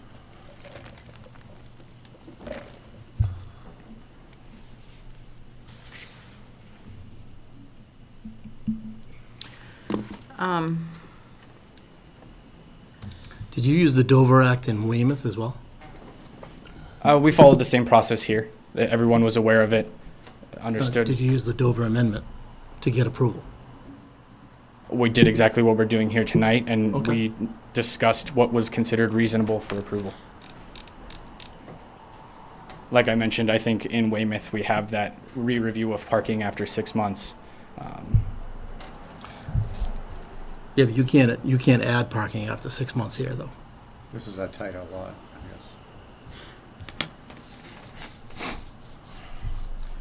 guess. In Weymouth, you mentioned that you would have space for queuing if needed. Where would you anticipate that on this site if needed? I believe that comment was probably related to queuing of entering or exiting the site. Yep. And I think that our proposed access drive. I mean, entering the site. It would be only exiting you're Correct. talking about? Well, entering, there shouldn't be any delays. Okay. Again, there is no drop-off lane, there is no pullover, it's every person parks. Okay. We would make sure loading and trash pickup and all that is off hours so that they're not conflicting with circulation. Driveway's also one way, which helps with that as well.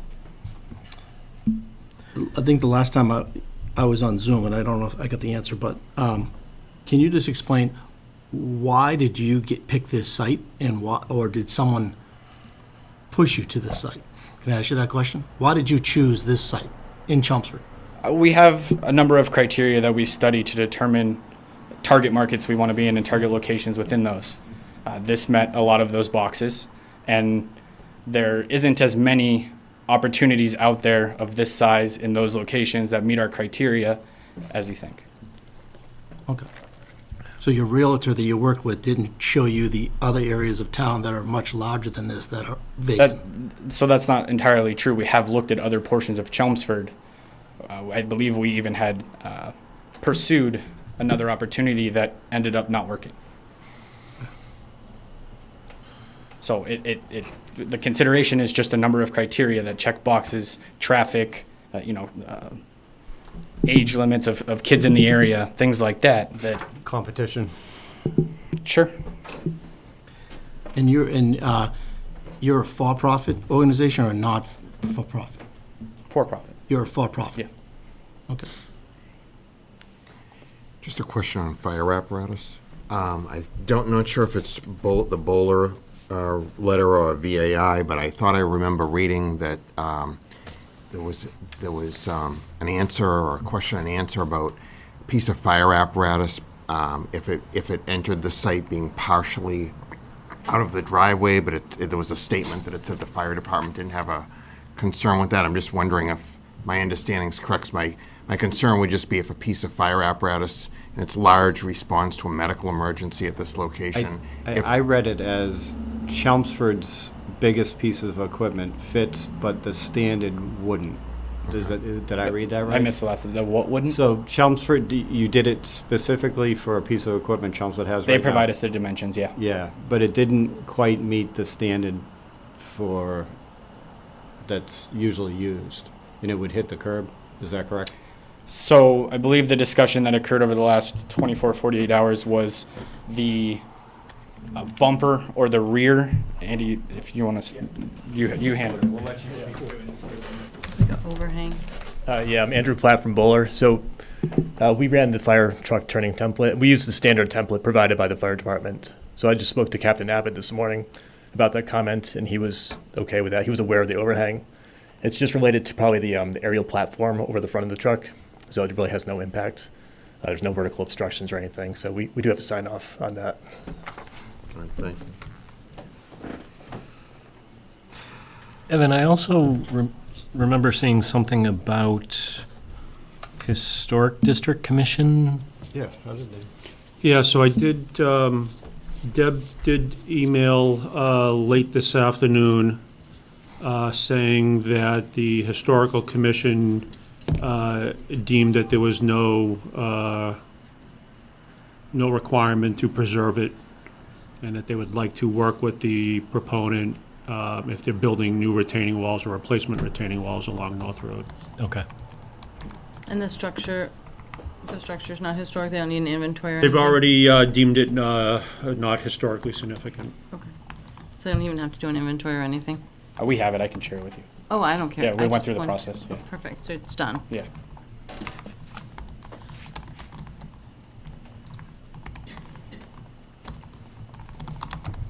So you mentioned a couple times this, that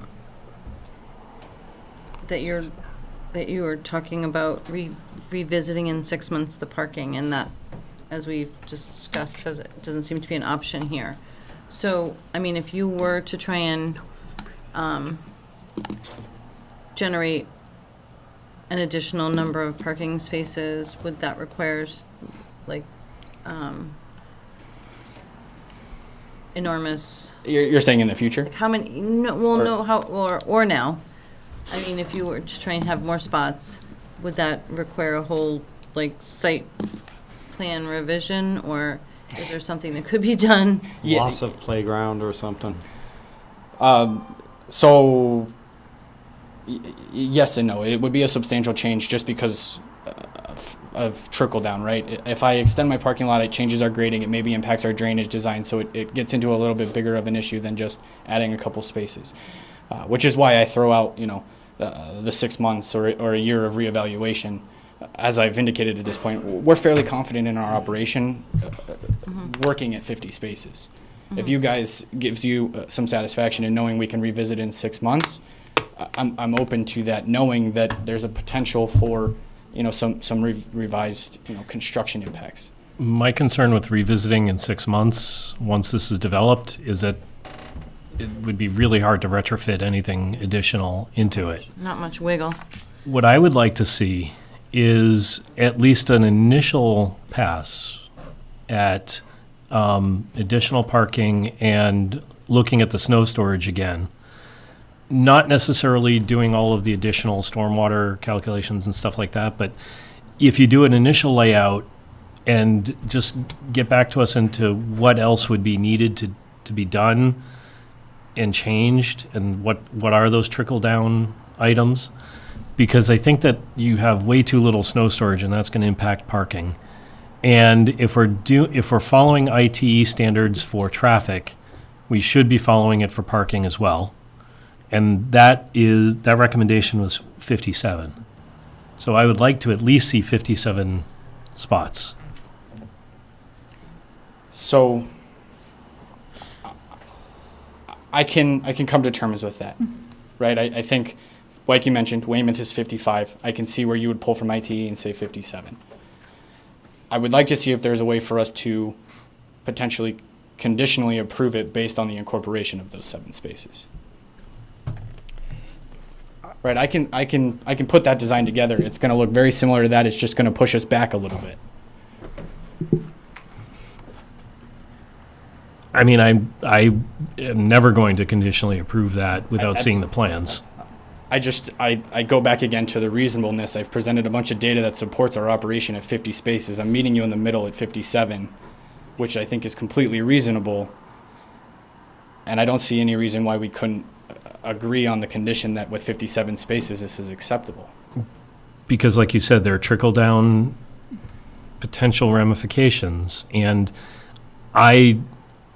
since I've joined the board, I will never conditionally approve plans that I haven't seen.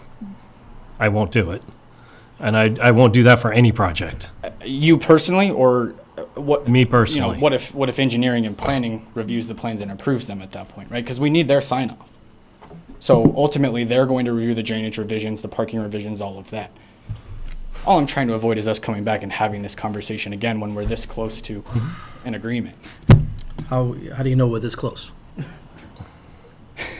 You think we're this close? I don't think we're this close. I understand, but to my point earlier, I feel like I've put together a strong... No, you have done a great presentation, but you're not, there's a request of the board by a board member, and there's other concerns, so I don't think you're very close. Okay, and that's fair. If there's other items that we feel need to be looked at, then I understand where you're coming from.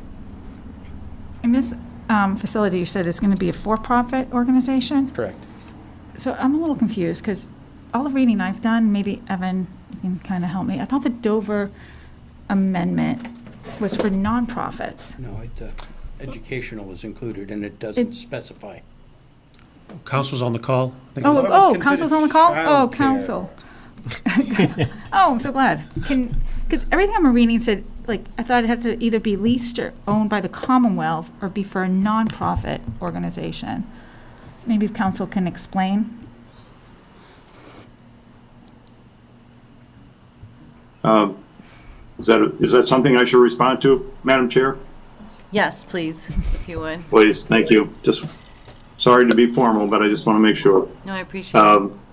Yeah, no, that requirement is in Chapter 48, Section 3. However, it's specific to educational uses and I believe also religious. It is not specific to daycare. There is no nonprofit or profit requirement for daycare protection under that same statute. So, okay, all right. So that's what I was getting confused with, because I was looking at this as an educational facility. It's childcare. It's childcare. So childcare, they can build using this Dover Amendment. Correct. Okay, thank you. Thank you.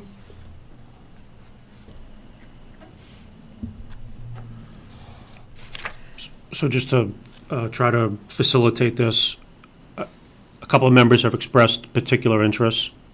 The applicant's trying to engage with you, but I think the applicant's also looking for what other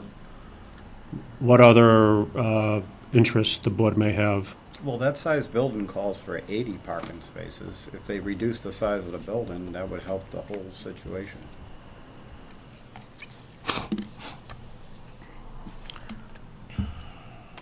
It's a huge building. I mean, there's also part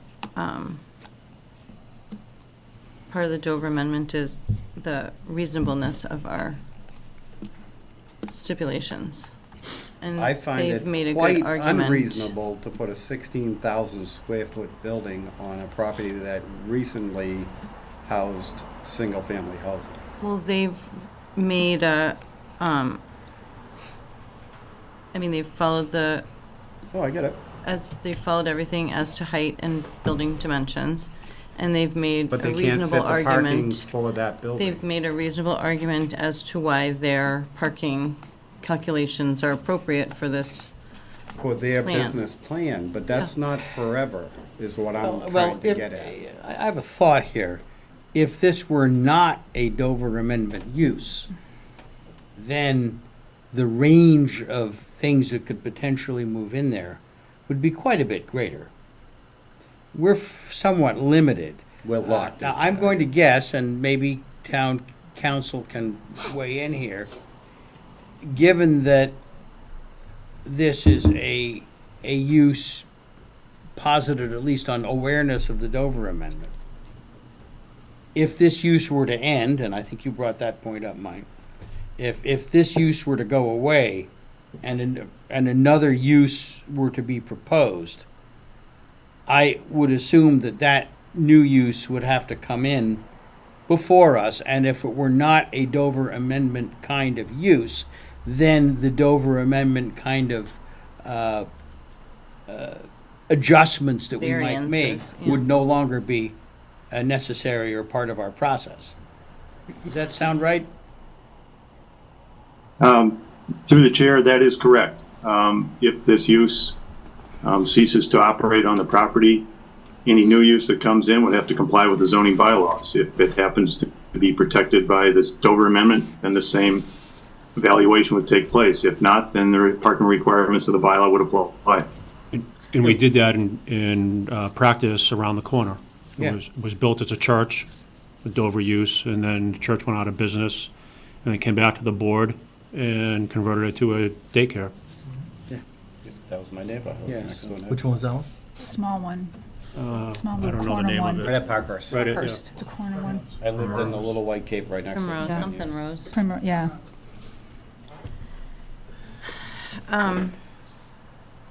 So I would like to see updated plans, not necessarily the whole package of plans, but at least the concept, this page of what it would look like, and then what else would need to be done as the knock-on effects to get it completely done. For 57 spots? At least 57. 80. I think it depends on the snow removal. Because if they keep a fence around most of the property, you can't move snow beyond the parking lot. And so it has to be either the islands or parking spaces. And if parking spaces are gonna be taken up by snow, they're gonna need more than 57, in my opinion. So I don't wanna limit it to 57, I'm saying at least 57, and then depending on what happens with the snow storage, to have reasonable snow storage for that. I don't think that's unreasonable. 80 may be unreasonable, but what Chris is talking about is what we're talking That about. sounds fair. Yeah. Because that's a big, long driveway and a big, long parking lot to put snow storage in two small areas that already have plantings. This isn't the current site plan. I can tell you that just because the fencing and stuff on the, oh, it might be. I just didn't know if the updated one, but this is it.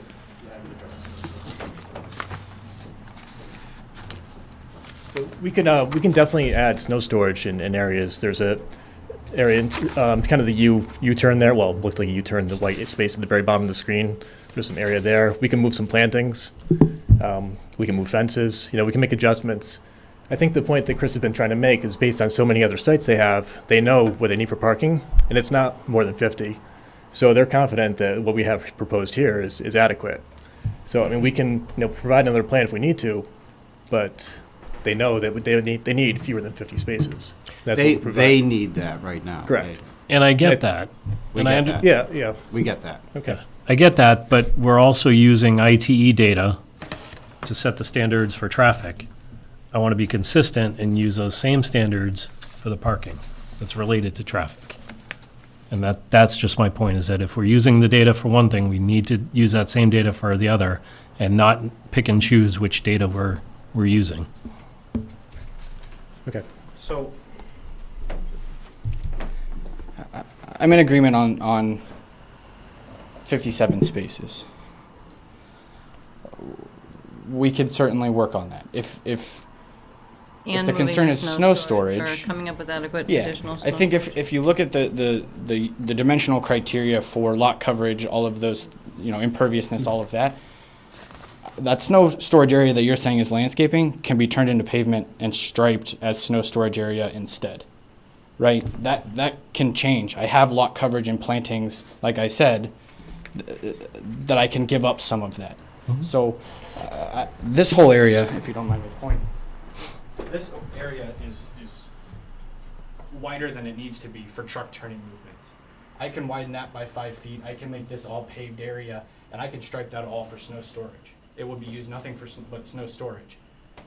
Again, I go back to, I reasonably feel we only need 50 parking spaces here. If it's a snow storage issue, to Andy's point, I can certainly find places on this site to give you more snow storage. And that's just what I'm asking for. If you can find more places for the snow storage on the layout, then that's kind of what I'm looking for.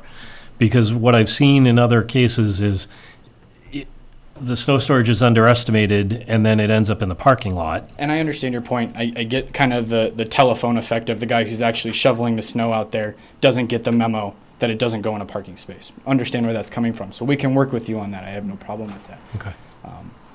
In terms of the 57 spaces, I'd really like to stay away from it. If I'm going back to the drawing board to show you more snow storage, I'll happily draw a concept of what 7 additional spaces are. But I want to be careful there in understanding that it's an increase from what we feel is truly reasonable. Mm-hmm. I get that.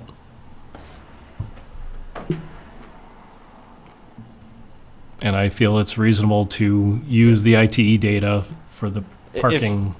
If that's where it's landing, and there's no other issues that people want us to take a look at, I'll happily take our site plan back, adjust the snow storage, draw up potentially where 7 more spaces would go, and we can discuss that.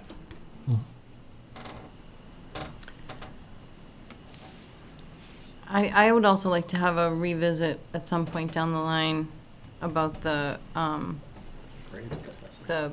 traffic calming measures, and if they're not adequate, consider having a crossing guard be required. Or have the police weigh in on that, maybe. I guess going back to all the points before, the police have said they have no comments. I will reemphasize that our use is less intensive than even an elementary school. As the point I made earlier, we don't have a set drop-off and pickup time. We have less students than your elementary or middle schools that were referenced earlier. The traffic in and out will be substantially less than any of the public schools 2 miles up the road. So the use of say, a crossing guard or a policeman to direct traffic is probably a little overkill. But we can do that if we see Yeah, that that there's can be traffic. done That can after be the done fact. after the fact, right? Like, the police can require that after Yeah. the fact, right? Or Yeah, no? that's what. Sure. It depends on how the condition's written and that it's agreed upon by the applicant. Yeah, I think I would want to, I would be open to it, but I would want to make sure traffic's involved in the standpoint of, we're not substantially impacting it with this development. It's an existing condition. Right. The pedestrian safety should be addressed because there's actuated, Correct, flashing beacons. so the future's not going to be based upon a pedestrian safety issue. And then you're left with the vehicular safety issue. I'm not aware that there's any Right. safety accident-related No, but concerns.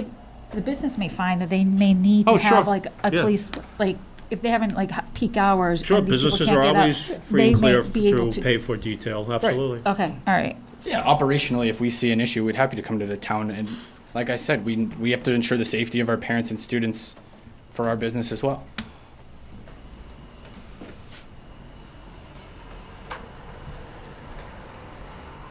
Are we going to, Continue.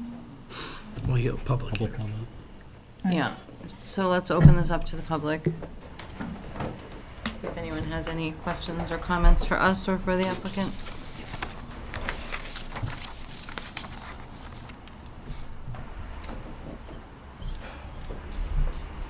Good evening. My name is Megan Reeves. I live at 156 North Road.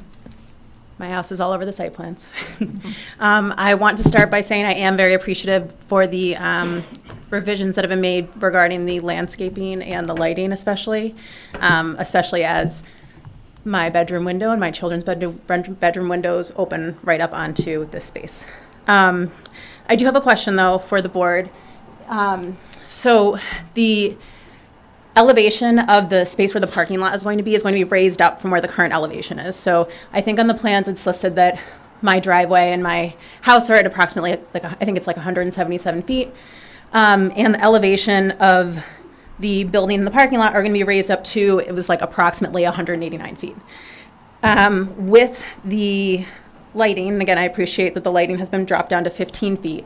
If they're raising the elevation by 12 feet, and the lighting is 15 feet tall, does that still meet our zoning bylaws of not needing special approval for lighting over 25 feet?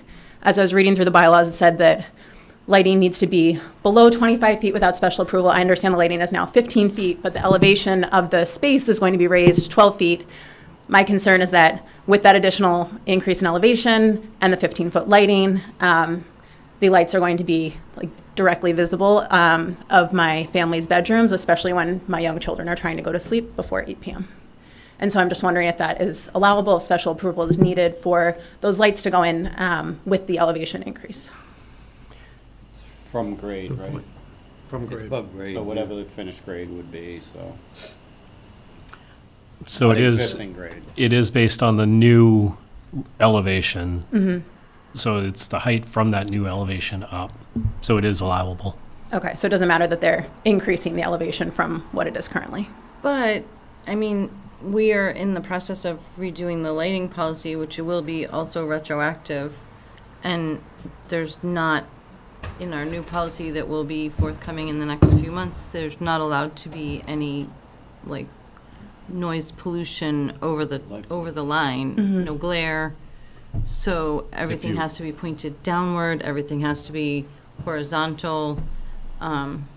So, I mean, that if there's a problem, it would require enforcement, of course, but it won't be allowed to be blaring, shining in your light in your bedroom window. Thank you. Unless it seems like there have been efforts made to make sure there are not lights shining directly in my window, which I appreciate, but also it's very nice right now that there is no light coming off of that property, and there are a lot of trees, and I do appreciate that many of the trees will now remain, but with the changes being made when the leaves are off the trees, come, we know November, and the 8 to 10 foot evergreens that have been added, there still is going to be, even though it won't be glaring directly into my window, it still will be somewhat of an eyesore for me as I'm putting my children to bed. My other question was just why the 8 p.m. time was chosen. If the school is closing at 6 p.m., needing time for staff to get everything wrapped up, go home, why is 8 p.m. the time that was chosen for the lights to go off rather than an earlier time if no one's going to be around for that last hour and a half? Yeah, if you could respond, that'd be great. If you wouldn't mind going down a couple to the lighting plan. So I think, it's hard to read. Yes, come over. Yeah, I understand. So I think in the lighting bylaw, the requirement is it may be 8 p.m. to 6 a.m. or 10 p.m. to 6 a.m. We improved on what your requirement was. To your point, I don't know that we necessarily would feel any hardship with moving it to 7 p.m.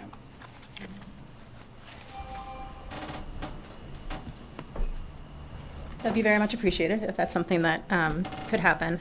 I think the last point that I want to make, and I don't want to continue with something that I know has been said many times, but the traffic piece is still, I understand, I've read the studies, the peer reviews, I understand, and still the 44% pass-by rate still seems kind of surprising to me, and the amount of traffic that is going to be added, it just still seems significant. I understand that based on the studies that have been done, that is allowable, but I, as a member of the community and as someone who turns onto that road every day and watches people take lefts onto that road, off of that road, it's just still concerning, and I want to name it here. I come out of Colonial all the time, so I know. I will also say, as a resident, I cut through those side streets myself to avoid the traffic on a daily basis. And so I do think that it is possible we see also more traffic increasing on those side streets for people cutting through. I do it myself. I agree. People are going to cut down Wigan. That's what I Yeah. Yep.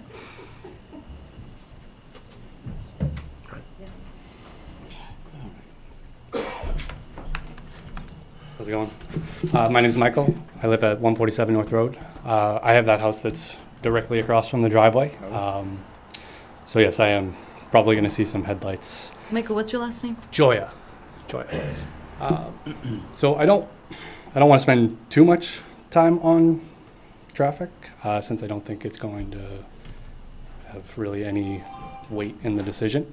But I do think that the 44% is a little odd.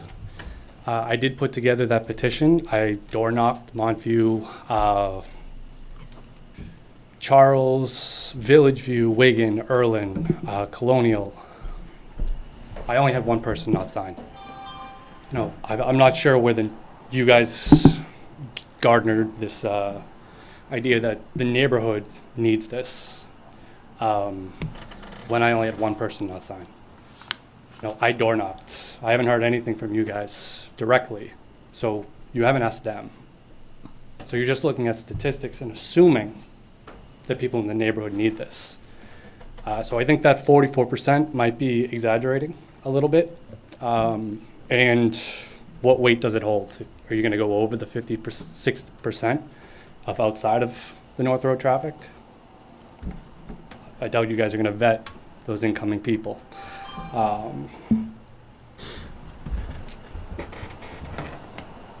I did see that there might be some safety concern. At Primrose, there is vehicle queuing trying to leave there at the peak hours.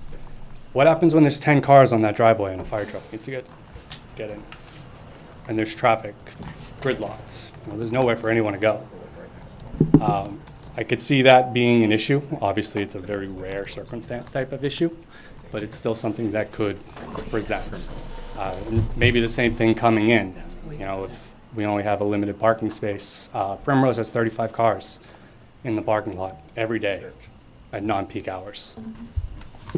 Not leaving a lot of space for pickup. You could definitely see vehicle queuing down that driveway and emergency vehicles getting stuck.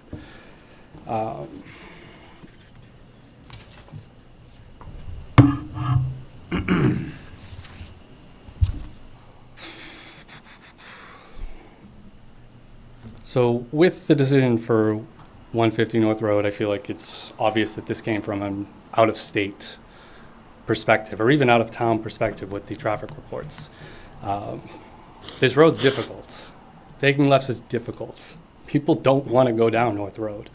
And there's going to be cut-throughs from Wigan and Erlin. I know I cut through Erlin to get over to Dalton and Chelmsford Street. People are going to drive out of here, and I don't understand how a traffic study wasn't done on the Erlin intersection. If you're coming off of Chelmsford Street, taking the old exit 31, or was it 33? I don't remember. I haven't kept track of the new exits. Come up Chelmsford Street to Dalton Street. You're going to cut through Erlin to get here, so you don't have to deal with all that North Road traffic from Dalton to this driveway. So I feel like that was an intersection that was very much ignored. I cut through that intersection every single time I need to get to Chelmsford Street. I take that quick left off Wigan, and then I take that quick left onto Erlin. Everyone who goes here that's going that way, that's the route they're going to go to avoid the traffic.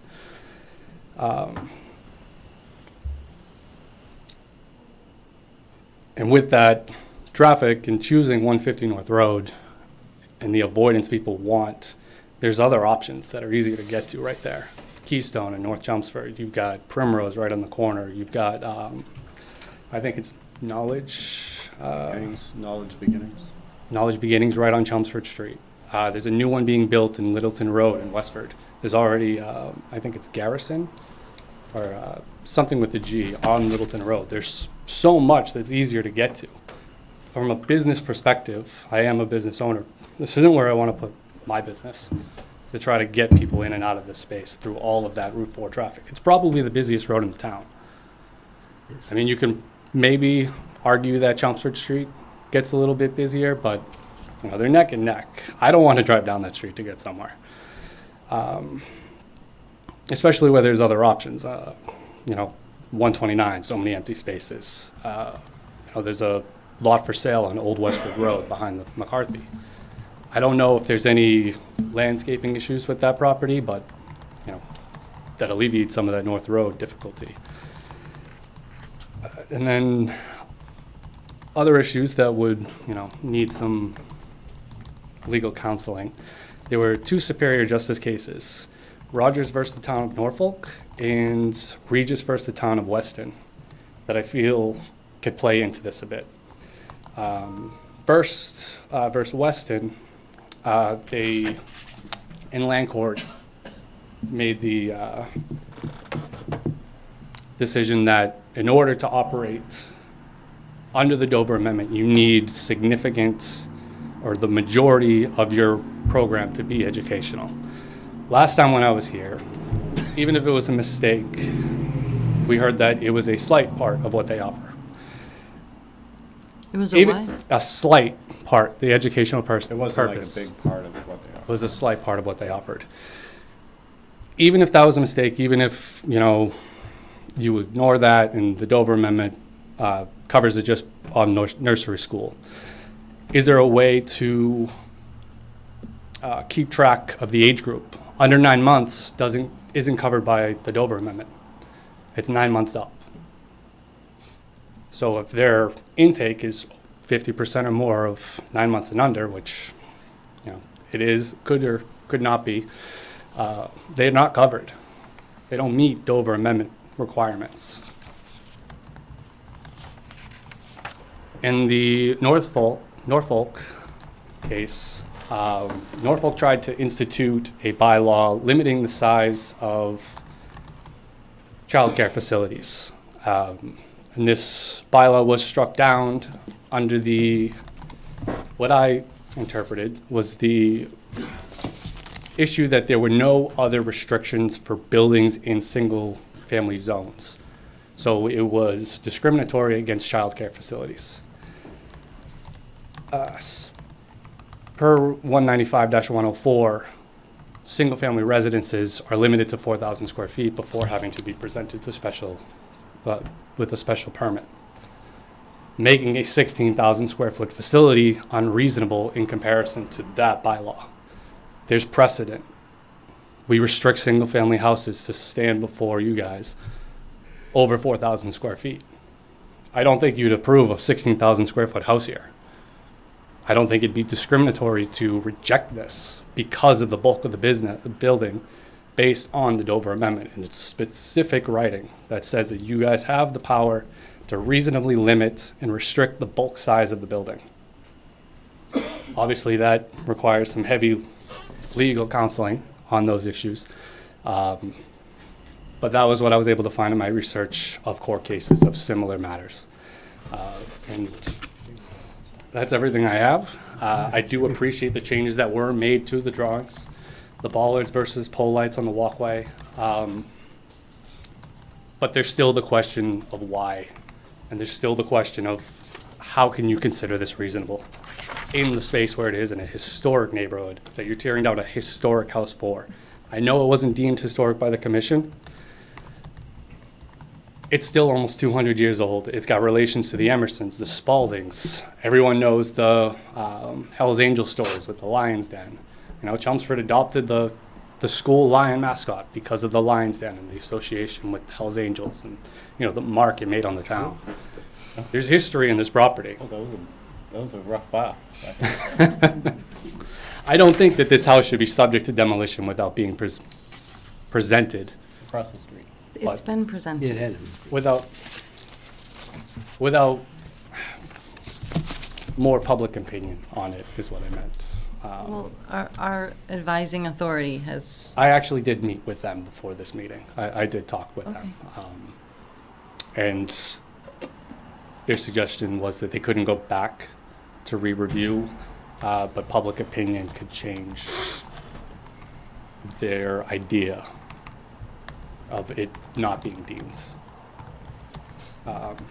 And that's it. Thank you. thank you.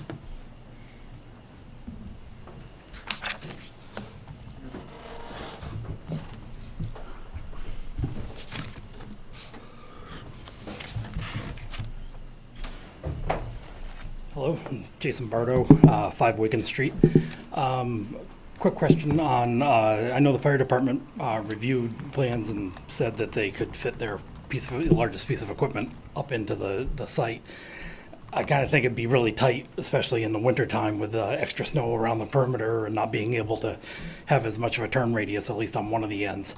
But was it just one piece of equipment? Because if there's a call that comes in, it's not just one piece of equipment that shows up. Any call, you have police and ambulance has to show up as well, and sometimes it's more than one piece of fire equipment if it's a call like that, if that was, taken into consideration. Because if you have a call come in, fire department gets there first, they come in, they're not getting out of the way, ambulance comes in, and if the ambulance has to get out, they're not going to have an easy way of getting out, especially if they're blocked in by police and with the serpentine driveway. It just seems like it's going to be a congestion there and be a safety concern. My opinion. And second point is, because I live on Wigan, I've already seen the increase in, once school started, of the people cutting down the street. And they don't go slow. They don't observe any sort of speed limits. And I got kids and neighbors, kids that they play with up and down the street, playing. And tell them to stay on the sidewalk, but kids are kids. So it's just a safety concern for me, that,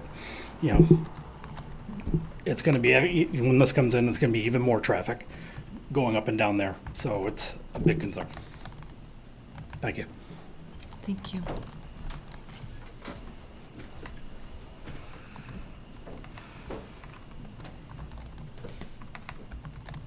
Anyone on Zoom? And Joel, do you have anything, questions or comments? No, I think you covered it really well. Thank you. Okay.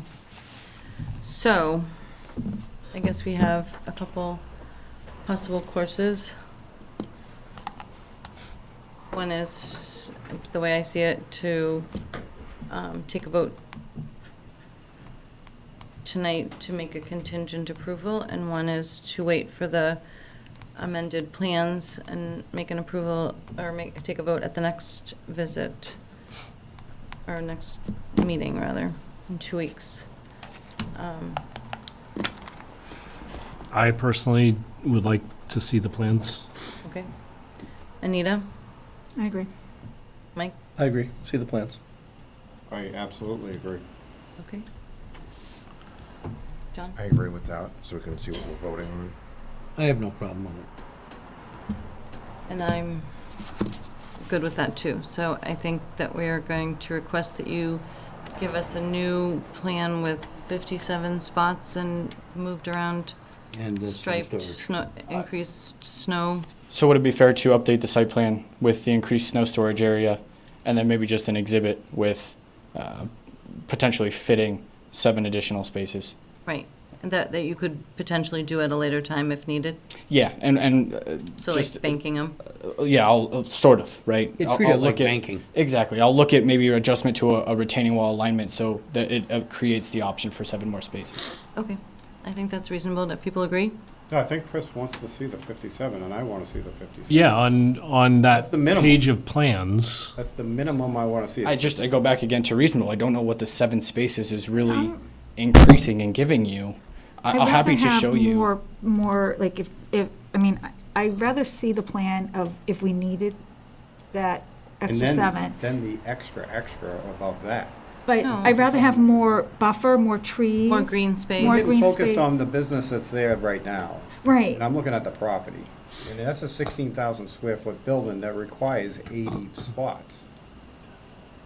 So we'll reduce it, I get that, but, What, well, like, you want to see what it would look like. yeah. Can you do something That size building. that shows what it will look like if we needed the? With 7 additional spaces. Yeah, Yes. additional. Yeah, that's, And that would, it would be an exhibit, it'd be an extra document. I wouldn't necessarily implement it into the current plan set. I would Well- bring it as a You document wanted for us to build- review. You wanted to not the include- whole plan set, but what I'm saying is that page of plans that includes the plantings and things like that, because I want to see, especially with the plantings and the retaining walls and all of that, I don't want to see just, It'll be yeah, sure, it'll be the site plan. Yeah. That was up there. yeah, We're gonna have 2 of them.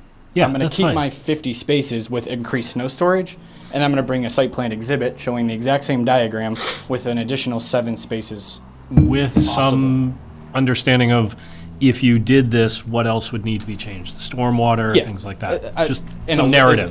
Yeah, a narrative, Yeah. okay. So Chris, you're not requiring the 7 existing spaces. You just want to see them on a plan, but you're not going to require next time we meet, that he implements them in the plan. I don't know. It depends on I'm what we hearing from see. him, he's saying he's putting them on, that they won't do them, but they're going to show you them for future. But you're saying, they and you're should need saying 'em. you want them. So I think right now we got miscommunication here. Let's do We're going to this. send them out the door. I with- think the Let's do minimum this. is 50. I'll add the That's 7 just me. spaces. That's just me. We can vote on it tonight, but You're that's asking just for me. 7 additional spaces plus snow storage additional, Yes. and you want to see it on plan. Yeah. Your intention is to implement that. I don't know. I think it depends on how much other work would need to be done to get that 7 and what the implications are. If it cuts down screening, Yeah. if it cuts down all the other stuff, maybe it's not worth the 7 extra. I don't So know. it's still open for discussion. But they would be Potentially. available if needed in a Right. future time frame. Potentially. Right. Fine. But I think that's the discussion we need to have. Oh, no, I'm just trying, I next was time. reading something different from him, and then I'm reading something totally different from you two, so I just didn't, I wanted to So get on the same another use page. for that property, if this business folded tomorrow, would be a church. And that's a 16,000 square foot church that would require how many parking spaces? We have to look at every possibility for that property, not just Not these people. necessarily, because even that church would have to come before us. Now, it might come But they only before have us 3 under point Dover. whatever acres. If I may, is that a reasonable thing to consider in terms of this is what's in front of us? We could play the what if all game all day of what may happen on this site, but I can't control that. We've put our best foot forward here to be extremely I want to reasonable. kind of look at what it would look like with the additional 30, if Okay. it had to be there. Have we come to a conclusion amongst ourselves that we're gonna continue this to next time? We're gonna look for new plans containing 7 spots that we may or may not use, and increased appropriate snow storage that we will insist upon. And commentary on any And other commentary. adjustments that would need to be made. Would the- There may Is not that be something any. that everyone can agree on? Okay. Would the board be comfortable at the next meeting if we pull back on some of the other items so that we're not going through the thorough, long presentation? Yeah, no, Oh, just yeah, an yeah, yeah. update. Yeah, we're Just an focused update. I'll come focused on that. Just yeah. an update. Okay. You gave us a very thorough Yeah, okay. presentation this evening. I just want to focus us in on Yep. what we want. Yeah, will you make sure the lights are shining down, please, too? Yeah, yes. They are. I promise we made those changes. I listened to the lighting bylaw last time we were here, so we added the shields and tried to put some of those points in. You might want to look at the draft of the new one. It's on the website. Okay. Can I just, it has nothing to do with this plan, but in the future, can we ask for our applicants to give us the side view from, Neighbor's perspective. please? Because this has come up, Shed? yeah, like, it's come up multiple times, and it'd be nice. Did you see the rendering we did? Would Just the that front, suffice? though, just the front. There's a which is- second one from like the parking lot side. Okay, I didn't see that one then, maybe, but it would be nice if we could have Maybe side from, like, views. Charles Or Way. even, like, Yeah. and again, not We these would have guys, to but, remove like, trees and even all. Let's take this a elevation. new business. Yeah. Okay, so I think that we are Do we then need to ready make to a move on. I motion? don't think we need to make a motion To to continue? continue. Continue? Do I have a second? What's the date? You second? I'll second. Okay, all in favor? Aye. Aye. Next meeting, right? 9/11. 9/11? Oh, Thank you. okay. And next we have 10 Hildreth Street.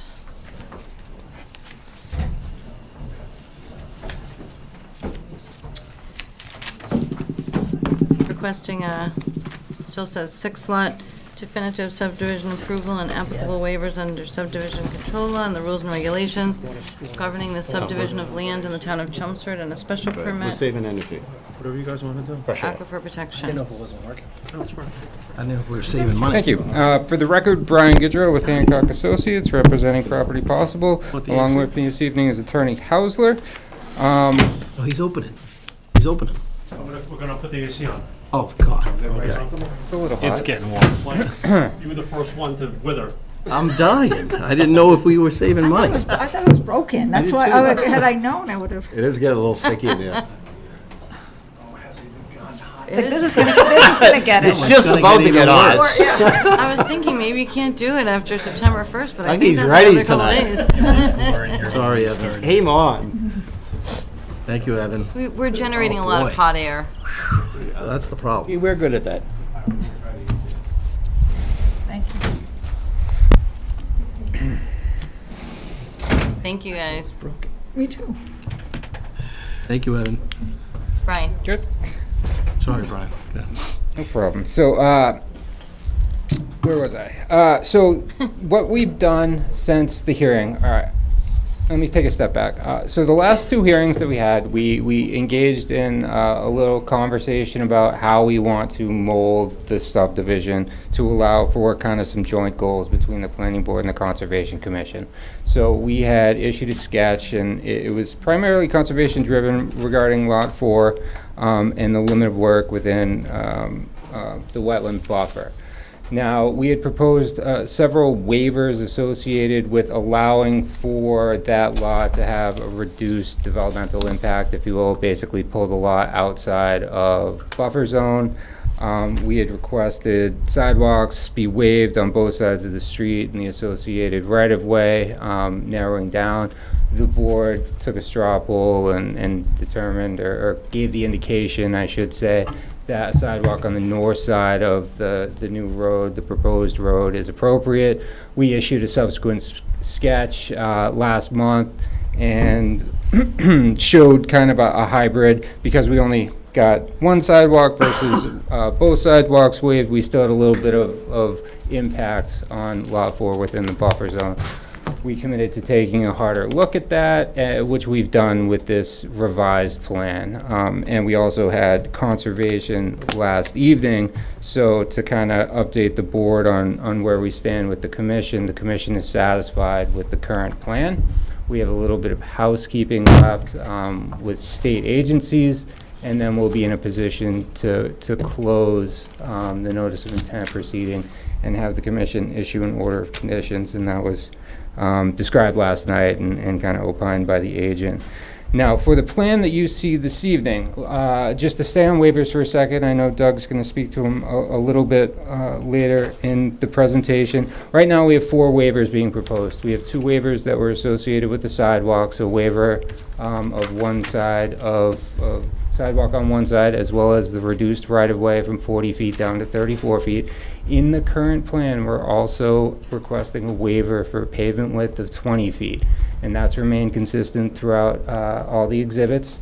And we're also asking for a waiver of full cul-de-sac build-out in lieu of a hammerhead turnaround. So it was brought to my attention today that the fire department had issued a review letter, which we have yet to respond to. So we need to do that, and it's basically revolves around the sweat path analysis, which we've already done on the hammerhead turnaround, if you recall our initial submission when it was a 6-lot subdivision. And they're also asking for signage to indicate that people shouldn't be parking essentially within those turning movements in the hammerhead. So we'll have that done, and hopefully a letter from the fire department for next hearing. Can I interrupt you for a second to clarify? I'm sorry to throw you off your speech, but maybe I misunderstood you, but I thought you just said you're doing the cul-de-sac now, but I thought you were doing a hammerhead now. We are doing hammerhead. Okay. Sorry, I thought so I maybe you changed apologize it if and I missed it. misspoke. No, the current plan is what we're currently Okay, proposing. fine, So in lieu of Thought that maybe I missed a cul-de-sac. change. No, we're proposing the hammerhead. Another item that was brought up during kind of our last couple of meetings was a concern about parking. We described the fact that each one of these units has a garage and they have 2 parking spaces within the driveway. So you have a garage space and then 2 stacked parking spaces, so a total of 3 parking spaces per unit. There was still kind of this concern about Christmas or Thanksgiving or just a party in general. We've added visitor parking in 2 locations on this plan. So up towards the front of the proposed roadway, there are now 3 spaces to be shared among residents, and at the end of the dead end, the hammerhead turnaround, there's an additional 4 spaces there. So that's 7 spaces. The density of the project is 7 units, so that's an additional space per unit. That brings 4 parking spaces per unit within this subdivision. With respect to engineering, two kind of items. We had a call this morning, which Evan helped facilitate, thank you, regarding the Hildreth Street expansion plan, which I'll get to in a moment. But the engineering department had also reviewed our 4-lot definitive revised stormwater calculations, and there are a couple of housekeeping items that are associated with that. Generally speaking, it's a cut-fill analysis and the sewer line for Lot 4. And just if anybody is curious what that exactly meant, the existing sewer line for the existing house kind of runs through, runs towards Lot 4, if you will. And what we're proposing is the house on Lot 4 connect to where the existing house is currently connected. But in the current plan, there's an unbuildable parcel. So we have 4 lots proposed, and then we have an entire parcel of unbuildable land to be held either by the homeowners association or in some other configuration. That sewer line falls within that unbuildable parcel, so the engineering had commented that it should be within an easement or that sewer line be relocated. So that's something that we're gonna address on the plan with an easement. kind of the key point of the engineering letter is they fully reviewed our stormwater calculations again, and we are fully compliant with both local regulations and state regulations there. So again, a couple small items that we need to address. We hope to have that ready for the next hearing, along with a revised letter from engineering. So in terms of our definitive application, just the project itself, and we'll get to Hildreth Street in a second. What I'm looking for tonight is an indication from the board on those remaining 2 waivers, and if there are any other outstanding items of concern within the subdivision proper. The second part of this evening, we have generated a sketch for Hildreth Street widening, and that was requested from us, I believe 2 meetings ago, to show how we can widen Hildreth Street, where the locations of the widened pavement are, what the impacts to abutting neighbors are going to be, and just generally, what does the alignment look like. So we have a variable width right-of-way out there that's 40 feet or less. It kind of depends on where within the layout you're located. And what we've done to generate this widening exhibit is we looked at the existing conditions. So we looked at driveways, we looked at grades, we looked at landscaping, we looked at trees, mailboxes, kind of anything that you see as you drive down Hildreth Street. And we determined in red the areas that we are proposing to widen to 18 feet. So street widening is essentially going to consist of saw cutting the edge of pavement in these locations to get a clean edge on existing asphalt. Then subgrade is going to be excavated to provide proper subbase. The existing pavement will be milled to a depth of 1.5 or 2 inches, so that top coat depth. And then it will be paved over in 2 courses. So the new pavement, a binder course, will go down, and then a second top coat will be put over the top. And the reason why we do that is to interlock the pavement patch, if you will, into the existing road. The road's in good condition because it was just repaved by the town. But this will widen it and basically maintain kind of that condition that's there. So everything that you're seeing in the red is the areas that we've earmarked to widen. Now, on the plan, there's kind of 3 locations, right? You have the eastern side, or excuse me, the western side of Hildreth Street up by Bellrica Road, and then it shifts to the eastern side as you head down. And then there's a small segment at the end of Hildreth Street towards Plum, or at the intersection of Hildreth and Plum, as a part of the conversation about widening Hildreth Street. Probably 2 meetings ago, the board or members of the board expressed that that section should be widened as well. We've shown it.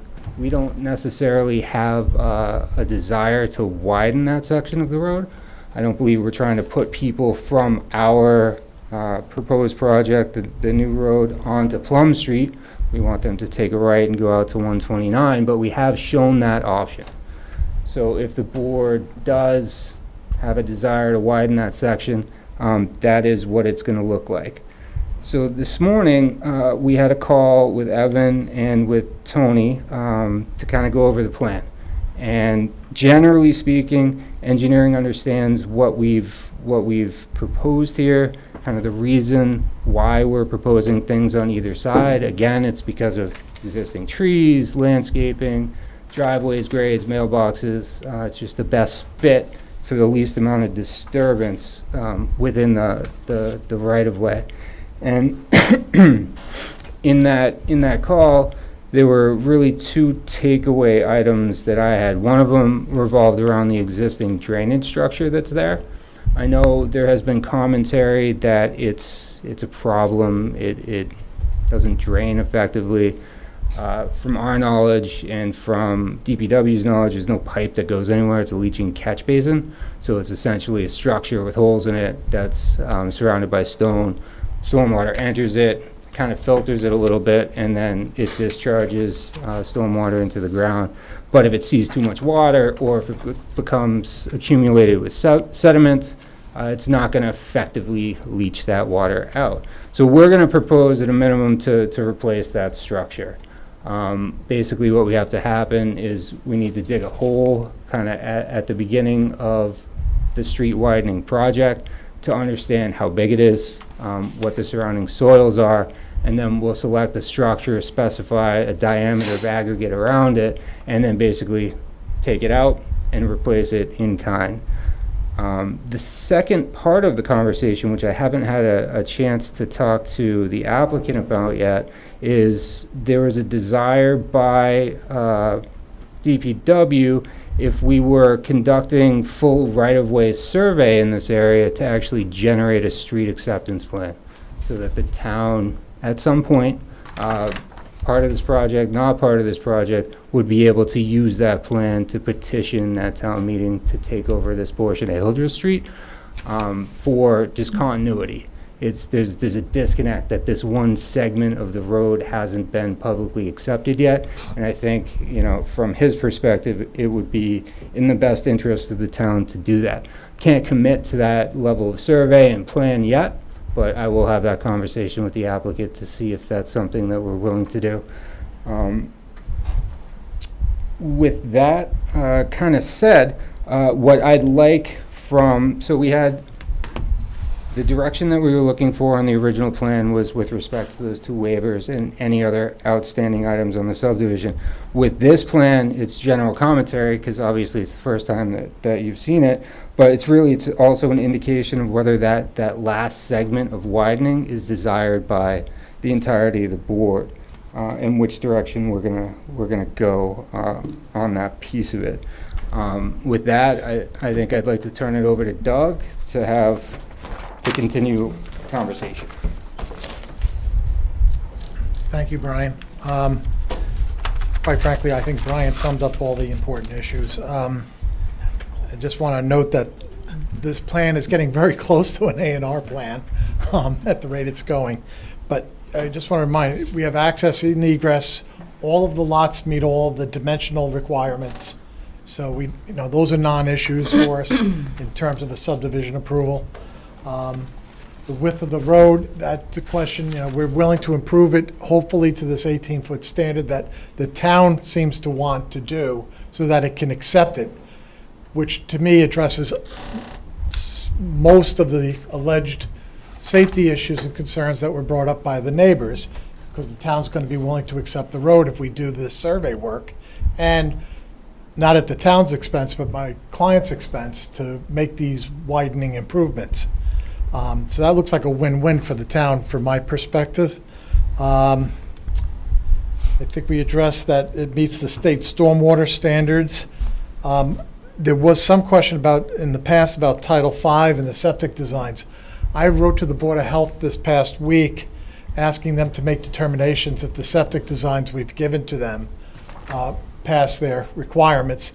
It's my understanding that's entirely within the Board of Health jurisdiction to make a determination. It's really not for the Board of Health, the Planning Board, to determine whether or not the septic plans are met and the requirements are met. So I'm going to kind of defer that, that it's really not something that's subject to the jurisdiction of this board.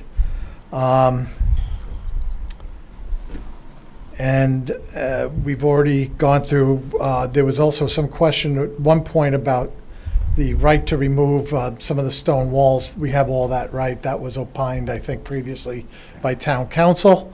So we're pretty much there except for these two waivers. And we're hopeful that you, consistent with what has been said in the past from members of the board, that you'll grant those two waivers and allow us to go forward and make those changes, and we can finally get a subdivision that's approved either with or without conditions. It's going to be conditions, no question. I would think one of the conditions you're going to add, though, is a determination by the Board of Health about the septics. Yeah. I think you can approve that subject to the Board of Health input. So we see that as, I consider, the open issue with the Board of Health only. And other than that, I don't believe I have anything else particularly to add, unless there are particular questions that the members have for Brian or for me. And I did submitted legal opinions now more than a month ago about the street widening, and to my knowledge, town council I've received nothing back that says my analysis is off or we're wrong because. We have received nothing, so I'm presuming I'm correct on the opinion. Thank you. I have a question. On the original plans, the first time you came up, because this is a very long time ago, long meetings, were there any waivers requested? First time you came here? Yes, there were. There was So waivers? when we initially submitted our application, when it was a 6-lot subdivision, it was sidewalks, it was roadway width, it was hammerhead turnaround. It was essentially what we're talking about right now. I'd have to go back and look and see if there were others. I think there was a grading waiver that was associated at that time. So it's, the current plan is less than what was originally proposed. But yes, it did have waivers. What are the waivers on the current plan again? So there are 4 waivers. 2 of them, the board's kind of opined on, which is sidewalk on the north side of the road and the reduction in right-of-way width from 40 feet to 34 feet. And that's a reflection of eliminating that second sidewalk. The 2 other waivers are pavement width from 22 feet to 20 feet and a hammerhead turnaround in lieu of full cul-de-sac. Wait, pavement width from 22?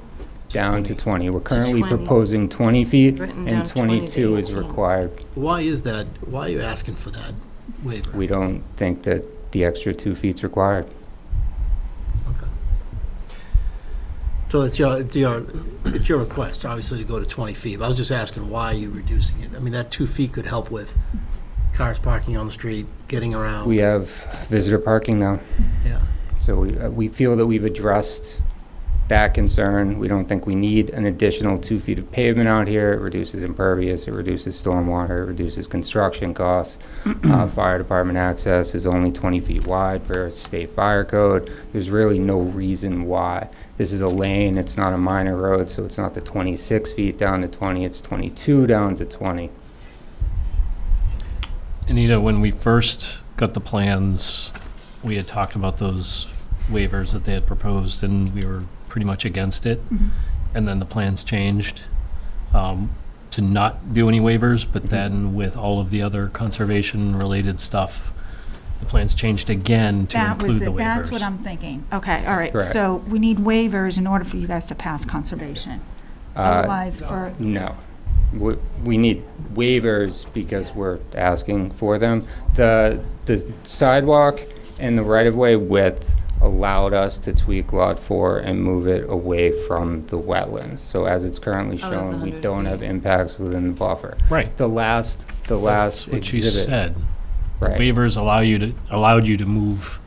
And have a backyard, correct. So if you do not grant the waiver that you've already indicated that would be granted, basically Lot 4 shifts 6 feet south and the 10-foot backyard at the southeastern corner goes from 10 to 4 feet. It's still doable. It's just less than ideal. So if I could just talk about the conservation restriction piece of it. So that is a physical and a legal barrier, right? That people will not be able to use that space. So what we originally proposed to the Conservation Commission about the CR was allowing for Lot 4 to have yard within what is existing grass area. Conservation Commission did not like us proposing any yard within the 100-foot buffer, so we took that development, that limit of work line out to the 100-foot buffer. The CR itself, it's still indeterminate whether we're going to establish one. What we have right now shown on the plan is a parcel X, and it's an unbuildable parcel. But where the proposed silt fence is, it's my understanding that that will be a post and rail fence on Lot 4. Correct. With posted signs that prohibit people from crossing over that Correct. into the conservation space. Into, yes, jurisdictional area of the commission. Okay. So then I guess my question to our town council is, our definition of a setback is that no building within 30 feet of a property line or within 20 feet of any other property boundary area. And if that conservation restriction is essentially a boundary area, then wouldn't there need to be another waiver for setback for Lot 4?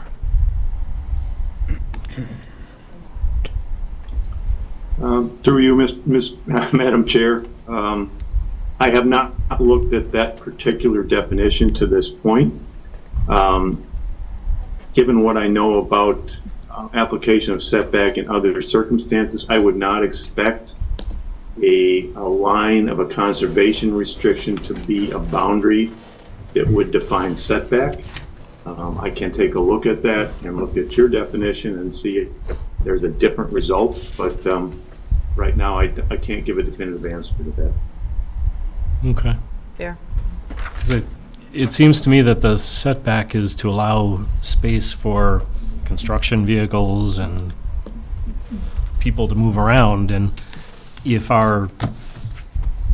people can't go beyond that boundary, then the setback there is essentially a 10.8 foot setback from the deck.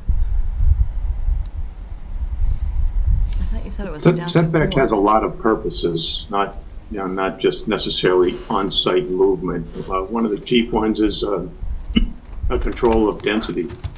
And obviously that would not particularly be a concern here, given you've got a conservation sitting behind this. So again, it's possible that this definition would apply to that particular boundary, but again, I'll have to look at that. Okay. And how much will the setback be now?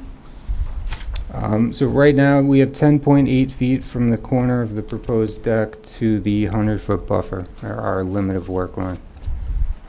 I thought you said 4 feet, but maybe that Correct. was- If the waiver for sidewalk, the second sidewalk and the right-of-way width reduction are not granted by this board, that's 6 feet.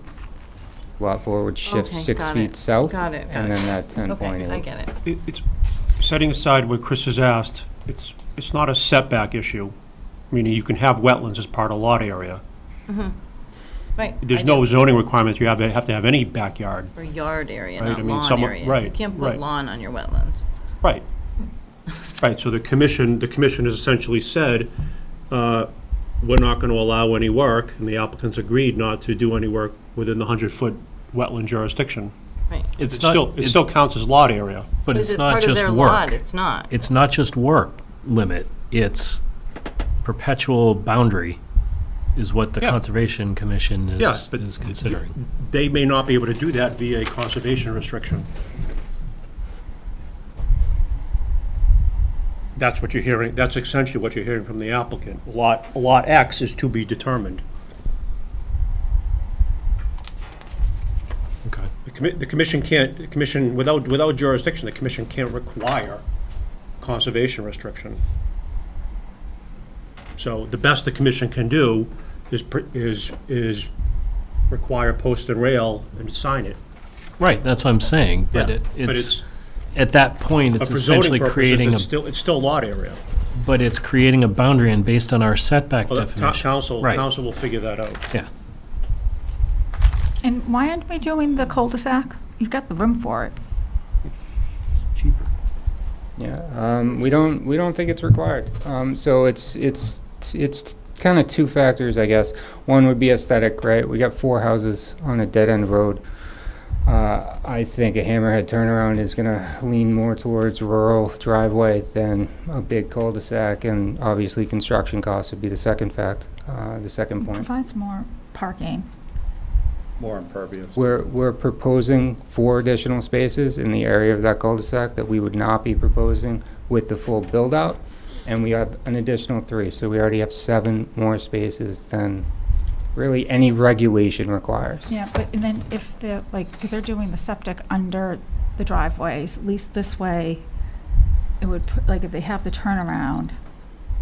So with respect to the fire department, if I Yeah. may, they require us to show the swept path analysis, the turning movements of the largest apparatus within the right-of-way, even if it's a hammerhead turnaround.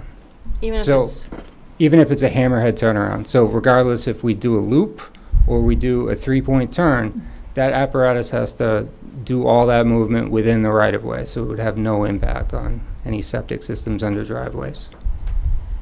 And again, the septic design system will be something done by the Board of Health. No, I understand that, but like how we determine, like, if we give the waiver or not, like, you know, you gotta understand, like, it all's kind of interplayed, but it is a waiver.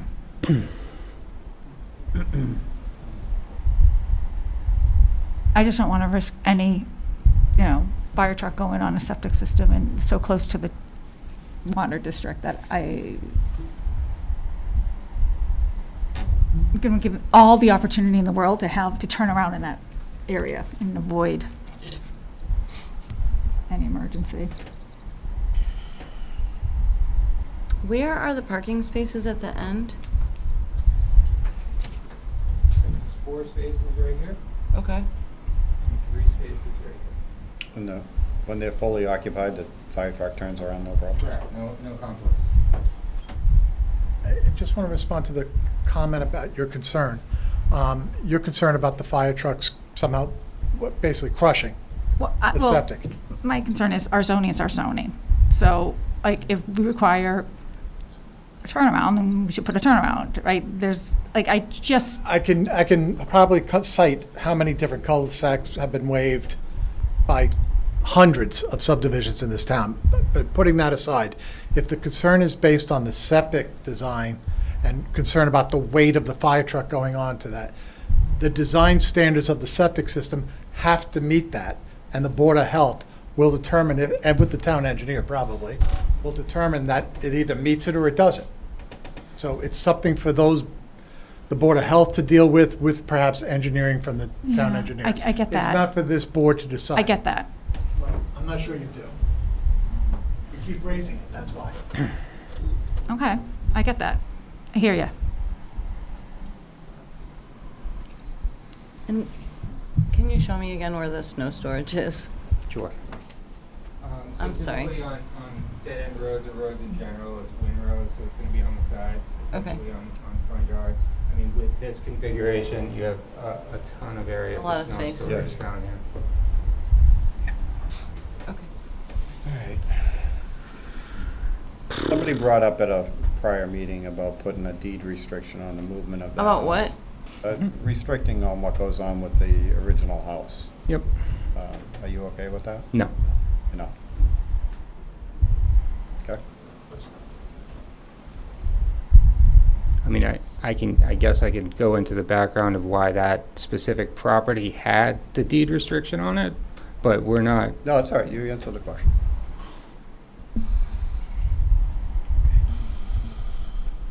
And we don't have the Board of Health asked for phase 1. We don't, that's not been, it has been? Do you want to speak to Board of Health at all? That was submitted. Sorry, I missed it. Okay, my bad. Yeah, it was required by the Board of Health, and it was actually independently peer-reviewed as well, along with the hydrogeo study. Yeah. I missed that. So Brian, the only thing when I talked about the width of the road, they just built one of these developments, a larger one, right next to my neighborhood. And up on Groton Road, the new Jackson Road, the neighbors park not in the driveway, they park on the street. And so there's people going in and out all around. That's why I asked about the depth of it.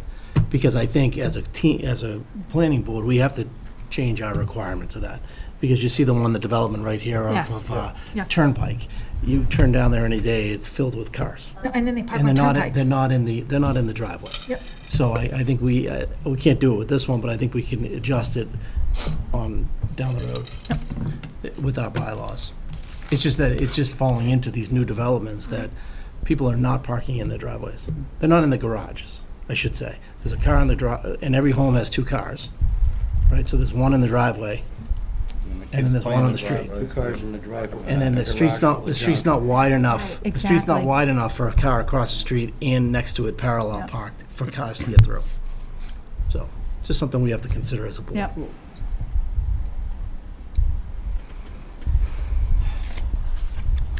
All right, I have some questions on the Hildreth proposal.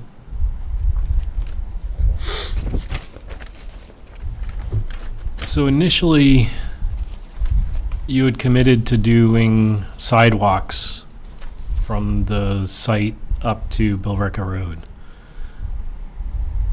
I don't think we ever did, because this is the first time that we've addressed Hildreth Street. We've committed to widening Hildreth to No, 18. they recommended. There was a big discussion that I had with the attorney about wanting that sidewalk to go the other way from the project. So the proposal is that you were going to put a sidewalk. Okay. I asked for it. You didn't say yes. You put it on one side, though. You put it on a proposal plan. Mm-mm. We've never shown a plan on Hildreth Street. Okay. Both traffic reviews recommended it. Yeah, okay, so putting that point aside, having the project have a sidewalk leading to no sidewalk on Hildreth Street is a problem for me. I think there needs to be a sidewalk on Hildreth. It's recommended in the traffic studies. If we're putting a sidewalk on the project site, why would we not put one on Hildreth? That makes absolutely no sense. Well, I'd have to ask the client, but then you're just widening Hildreth even wider to the detriment of what you've heard from the neighbors. So if you're going to try to require a sidewalk, then that plan's just going to get expanded out to accommodate a sidewalk, which is going to probably, that's a decision of the board. I can approach the client with it, but they've managed to do it without it for quite a long period of time, and this is now expanding the actual road width. I'm not sure I would want to tell the neighbors as a board that you're requiring it to be wider, but that. We're requiring it because of the additional houses in the area. That's your That perspective. would be the decision. Yeah, that's your perspective, I get it, but. It's a change to the neighborhood. No. Excuse me? It's a change to the neighborhood. You're changing the neighborhood, so. Okay, I'm not sure that you have a right to require an off-site improvement like that, but when we raised the issue of sidewalks originally on the new road, we said it's a sidewalk leading to nowhere. And this board was several members of this board were very insistent they wanted originally sidewalks on both sides. Again, it didn't make a lot of sense then, it doesn't even make sense now, as you're admitting. It really doesn't lead to anything. Because you want to had eliminate- suggested sidewalks on Hildreth. Do you want to eliminate the need for a sidewalk on the new road and ask for that sidewalk instead to be implemented on Hildreth Street and widening the street? Why would we implement a sidewalk on asking you one if- road and not the other? I'm just asking. I'm the question. suggesting it should be on both. Yeah, okay, all right. We'll approach the client, but I wouldn't expect that he'll agree. This is Joel. I just want to add to what Chris was saying. That was clearly when we were discussing traffic, the issue was pedestrian safety in our discussions about the widening of Hildreth. And I think I had the question in my mind whether the applicant had ever said they would do sidewalks, but I think it was the board was clearly concerned about pedestrian safety on Hildreth. And I think any discussions about the road widening can fully anticipate that the board would want to have a sidewalk allay those concerns. So that was a question I had when I saw it was an 18-foot width. My first question was, where's the sidewalk? I didn't, and then I wondered, well, had they promised it or not? I don't know, but the board certainly expressed a concern about that, and I think that would alleviate that concern. Without a sidewalk, I think that concern is still there. Pedestrian safety, a concern about that. Right, there were two main concerns. One was adequacy and one was pedestrian safety on Hildreth. Yep. And My recommendation would be whatever improvements are proposed for Hildreth, it's done for the entire unaccepted stretch of Hildreth in both directions. So that. Correct, down to Plum, Yeah. the way that we're showing it. Yeah. As designed. Yeah. Like down to Plum. Yes. Down to Plum.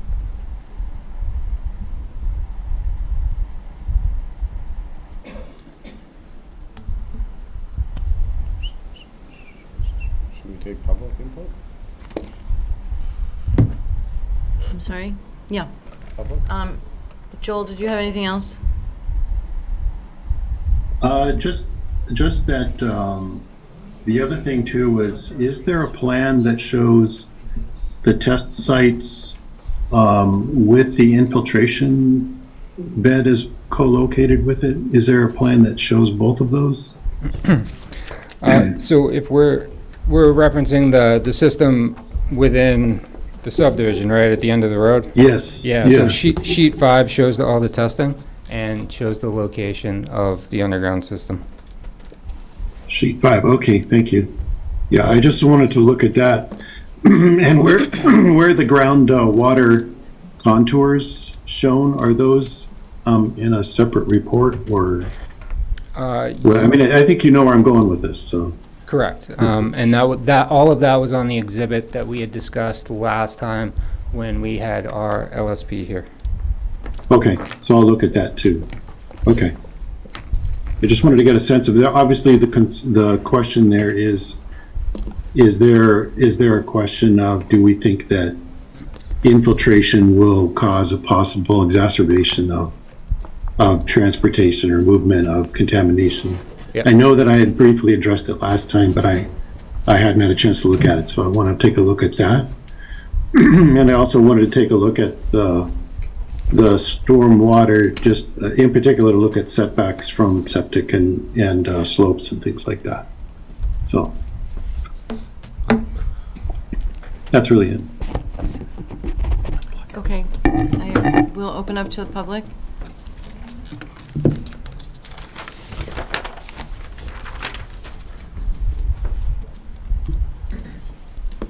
Good evening, Paul Wood, 16 Hiller Street.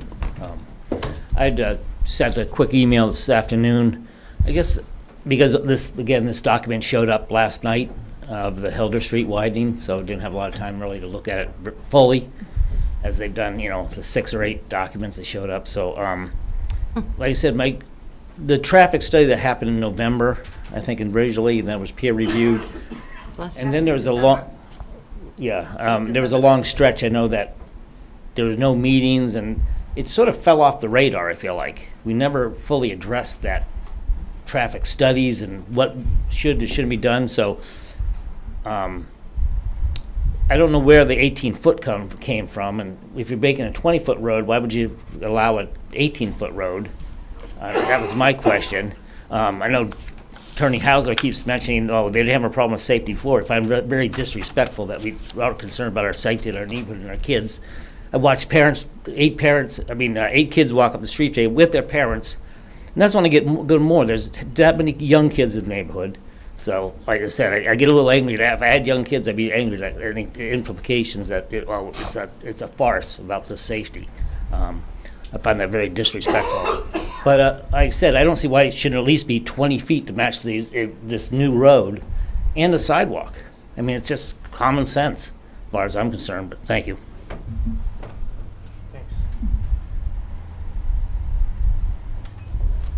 Patrick Marassi, 15 Plum Street. Could we look at the one that has the red on it, if you don't mind?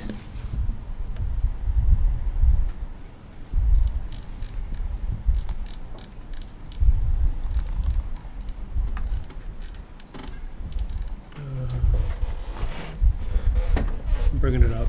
Thanks. Sorry for that.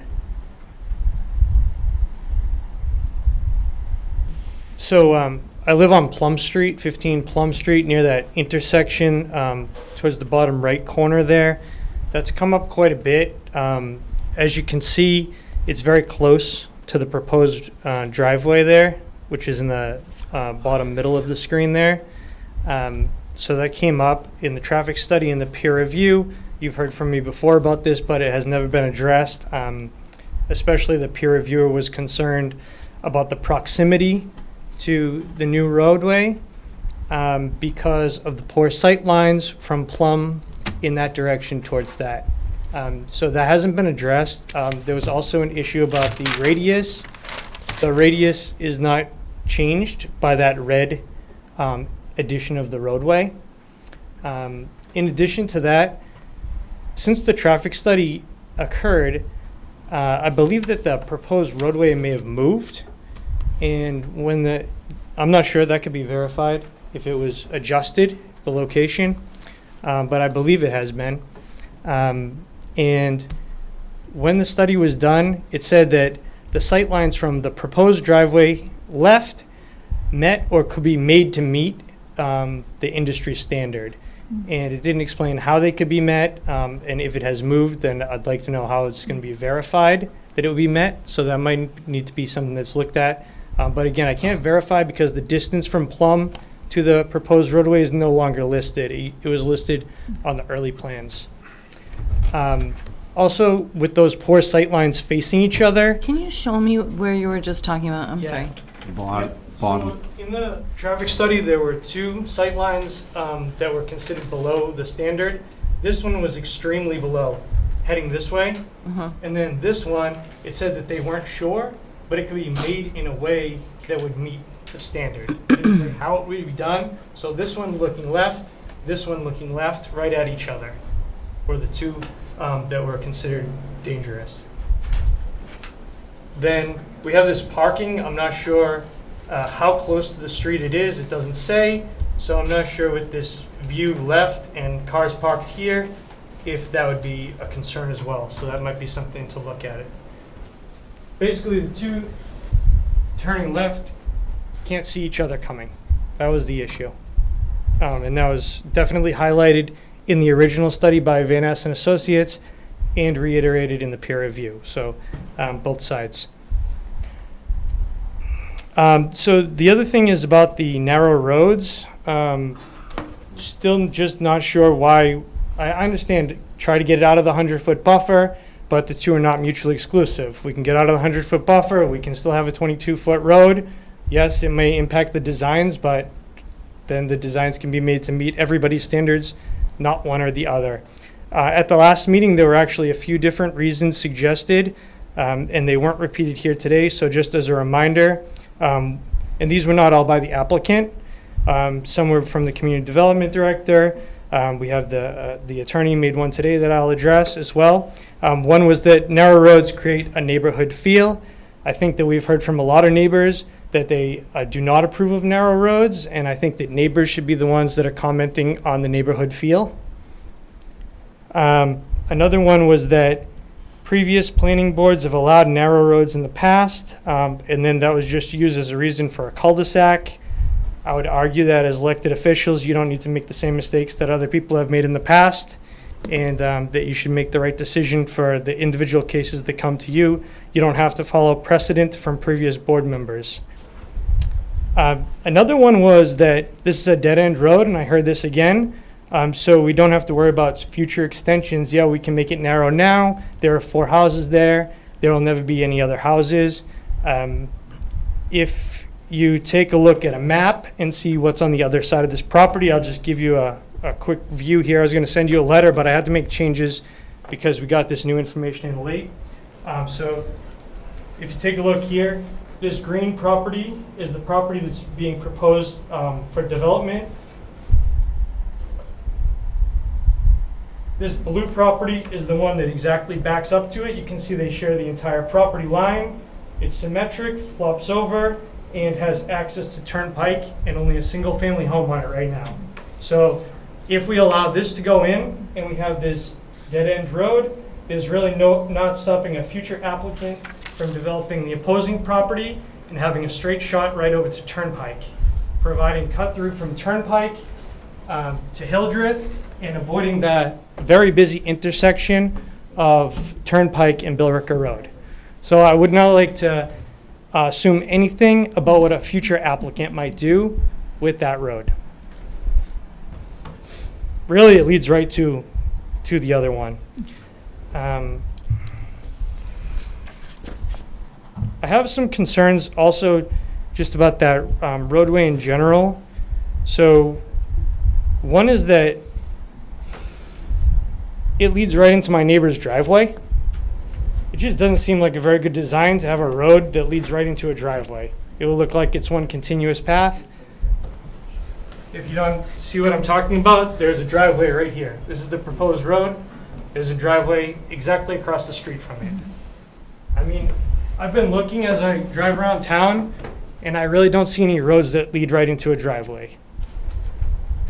I'm not a safety expert, but it does not sound like a good idea. All right, I think those are the biggest ones. I just ask you one last time to stick to the industry standard on the road widths, and that applies to Hildreth as well. We looked a long time ago at the commensurate adequacy of way, commensurate with the existing, with the proposed road. My neighbor just mentioned it. If this road needs to be 22 feet, then the access should also be 22 feet, along with sidewalks on one side. Thank you.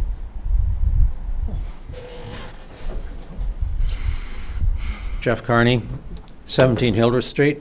And in asking for a reduction in the width of the road, that would allow them to have the footage on lot number 4 and also get out of the conservation area. That's why they want the reduction in the road width. And we were talking, in saying that they had not discussed sidewalks on Hildreth Street before. I recall a previous meeting in which the applicant or someone speaking for him had given a dollar figure for the cost of putting sidewalks on Hildreth Street. So I know it's been brought up before. Thank you. Kevin Shirley, 11 Hildreth Street. My neighbors have pretty much brought up everything that I was going to discuss, but I am that driveway directly across the street from the proposed development. So I would ask the board, please do not grant any waivers. Make them build to the standard. When we build a house, we have to build it to a standard. You know, if I'm not going to start asking for deviations, they should be able to be forced to build to the standard. And if you look at the map where they're considering expanding the road, you notice no property's been taken from the applicant's side. Nothing has been taken from the applicant's side. Why is that? And I thought only the owner of the property could be addressing widening the property. They don't own the property. Yes, they do. No, they don't. They're into a purchase and sales. They don't own the property. They made that perfectly clear during a Board of Health meeting when the Board of Health was talking to them about a PFAS reading that was extremely high that was never reported to the state. And the applicant said, we don't own the property. So they're playing both sides of the coin. They're not giving you all the data. They want to give you what you want to hear to approve it from the planning board. And then they go to the next board and give them little bits of information to get everything approved. They made it perfectly clear they don't own the property. But it's interesting when you look at it, they're not taking any property from their side of the street. And why is that? Just please take this all into consideration. Thank you. Hi, Linda Carney, 17 Hildreth Street and 19 Plum Street. And I'm afraid that Kevin stole a little bit of my thunder, but I have a letter here that I've prepared, and I would like for you to listen through and see if you don't think it's worthy of investigation. It is with respect for the board for their attention to this matter, the neighborhood's concern, and their efforts to ensure that all new construction be done responsibly with respect for the environment and all of the Chelmsford residents. I call the board's attention to section 2.1, application form from the document titled Site Plan and Special Permit Regulations and Procedures, which reads, and I quote, "In the case where the applicant is a person other than the record owner of the property, the applicant must obtain the owner's signature where required on all forms indicating that the owner has knowledge of and consents to the application." In discussion with Evan Belansky, a neighbor and I asked if the property owner, Garrett Oberhauser, had signed off that he has knowledge of and consents to this application. a requirement as noted above. Evan told us that he didn't have that document, but, quote, "If you," meaning me, "want it, I'll get it." An acknowledgement to me that the signature is not on file. The owner's signature is not on any of the plans submitted, nor does it show on any of the public documents provided. This becomes important for two reasons. The first, again with a non-spousal witness, we had conversations with the owner, Garrett, in which he stated he was unsure if the property was still encumbered. In addition, he expressed sincerely that he was unaware that this contractor was asking about a project for more than 2 units, and that his subsequent information regarding the property had come to him from third-party sources in town, including one of his superiors in the National Guard. He was adamant that the bits of information he did know were not from Michael LaFavor. He also stated that the original P&S has expired and that he had rented out the property and had told Mr. LaFavor that nothing could happen for at least a year. Garrett initiated conversation when he crossed the street to offer us an apology and to tell us how sorry he was that this project had been such an upset to the neighborhood, that it was not what he understood would be happening when he agreed to work with Property Possibility. My second reason concerns the handling of the ASTME 1527-21 Phase 1 Environmental Site Assessment prepared by Wilcox and Batten Incorporated and dated June 5th, 2024, regarding a reportable event. We have heard from Doug Hausler at the August board meeting that his client, the contractor, Property Possible, is not the owner. Therefore, it was not their responsibility to report the violation to the state, that it was the property owner's responsibility. Yet, and I quote again, the MCP/MGL C.21.E requires that the sampling results be provided to the property owner within 30 days of the receipt of the results. My point is that if the contractor was in even limited communication with Garrett Oberhauser, why did the Board of Health and a certified letter need to be the one to notify the owner of the violation and reporting responsibilities?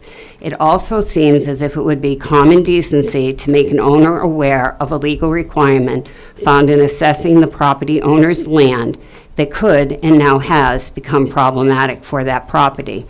This leads me to ask if the planning board has the authority to ask to see the P&S agreement or agreements and any extensions thereof to provide proof that Property Possibility has the legal authority to act on the owner's behalf, especially since Property Possibility has not filed the necessary signature with the Community Development Office as required in 2.1 site plan requirements. Respectfully submitted, Linda Carney. Thank you for your time. Thank you. Can the council Thank you. speak? Can we have the council speak on that? Council speak on, is council still on the call? Yes. Got his name. Probably would need to. Yeah. I am still on the call. Was there a particular question? The legality of what she just read. He's gonna have to. In He's the gonna have to, signature? we're gonna have to email this to him. Yeah, we're gonna have to email. He's Yeah, not gonna thank get you. a extemporaneously comment, I don't think. Yeah. But just from a procedural But perspective, why aren't we getting the applicant's signature? Like, is that something required for this? And Does that set us back now, timeframe? Like, what happens now? I mean, council can look at it, If but, that you know, was neglected. we normally would get a letter of authorization if the applicant's not the property owner. The applications have check boxes to indicate whether you are the property owner or not. I mean, it's easy to resolve this. At the end of the day, the notion that a property owner isn't aware that someone's making a development application to a town seems rather ludicrous to me, but. It's you the know. reporting mostly, right? Okay. yeah, but it's just, like, I mean, like, from a process standpoint, check, like, Okay. make sure we have all our, Of all the regulatory issues that are on the table, I'm sure this one can be resolved.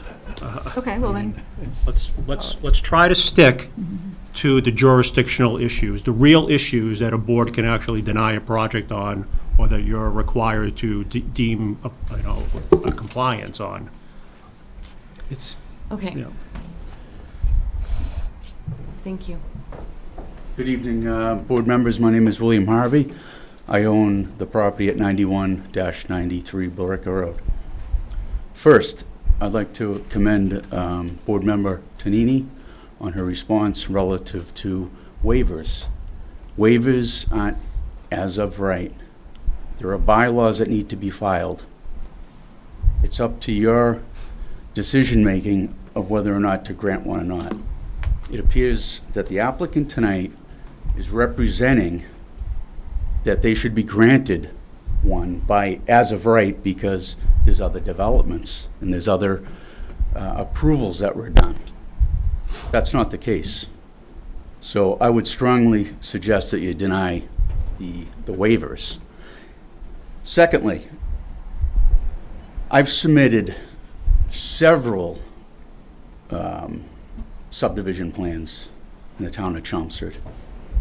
And there are rules and there's regulations on how to prepare an application. And if a document is missing, the application is incomplete.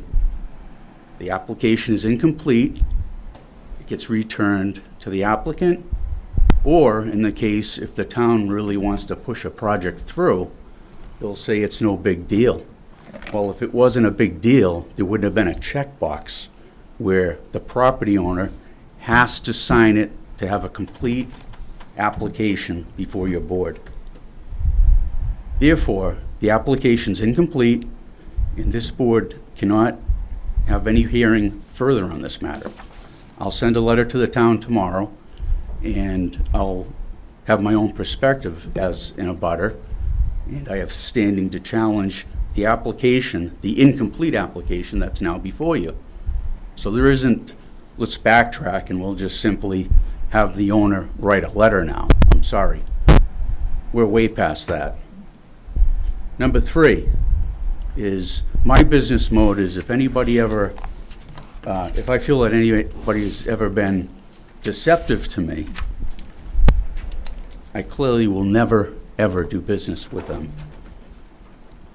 And what is extremely deceptive about this plan, and to have somebody come up and look you in the eyes and say that lot number 4 is going to be a single-family dwelling,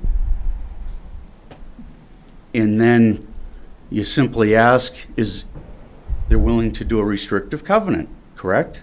Same thing that I was required to do on Mill Road, where it was zoned RC. I made a proposal that it would be single-family, and during that proposal, I was requested to have a signed restrictive covenant, that there would only be single families on those 4 lots.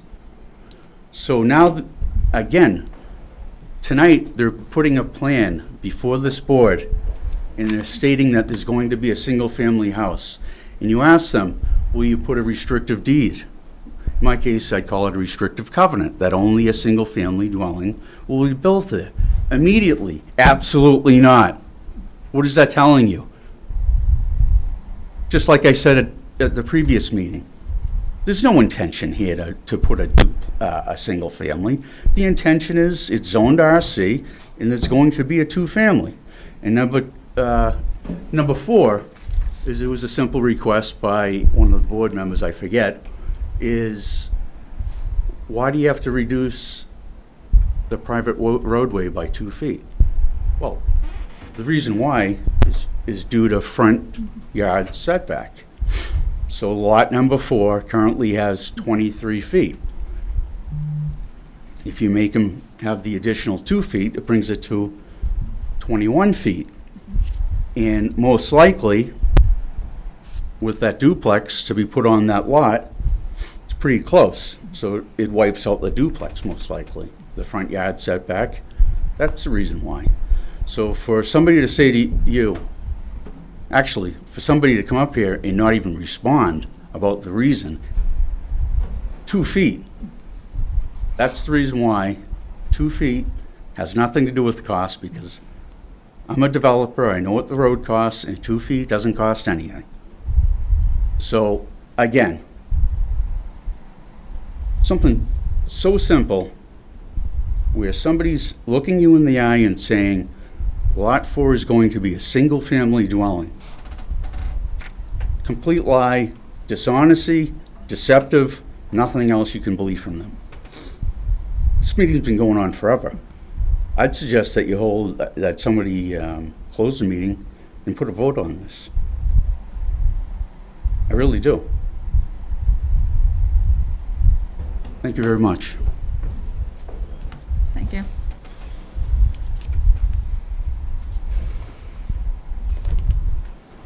Good evening, Nate Montero, 4 Hildreth. Looks like 4 Hildreth took the brunt of the road take. And on that picture there, I was out there today measuring, and the tree in front of my house, which I believe it says protect or something, I would assume they're gonna protect that tree. They're gonna find 3 feet when the tree is about 4 1/4, a little over 4 feet, and it's a grade. So they're gonna dig down and to damage the roots, but they're gonna leave the tree. The other issue is the trees behind my mailbox. Those are perfect in line. You see straight down, but yet they're off. Why? Why are they off? I don't understand why they're off in that position. There's a telephone pole right behind my mailbox. There's gonna be a pinch point, the left tree, the existing right tree, the left telephone pole, and then the existing right tree. So there's gonna be a 4 pinch point that you're gonna have to maneuver with a 3-foot additional road. It doesn't seem like it makes a lot of sense in that area. My driveway is a slope. They're gonna make it even more slope. All that water that doesn't go, that backs up into that catch basin, comes down my driveway. So now additional water is gonna come down my driveway. That whole area there is just kind of not accurate, in my opinion. I was out there today measuring it. As far as the parking, when I have guests over, I tell them to park at Center School to try to avoid parking on the street. Center School is as close as those 3 parking spots. It's probably the same distance. I guarantee you, I will tell my guests, go down there and park. They came over here and said only the residents will park there. I bet Kevin, across the street, park in there. Why are we not allowed to park there, our guests, in those 3 spots? Yet, why can't we park down in those 7 spots? All of our guests that come over. They make it seem like it's just for them and that we're not allowed to park there. So there's got to be some additional thought into, there might be more parking than just the original 4 duplexes that are going to be constructed. Appreciate your time.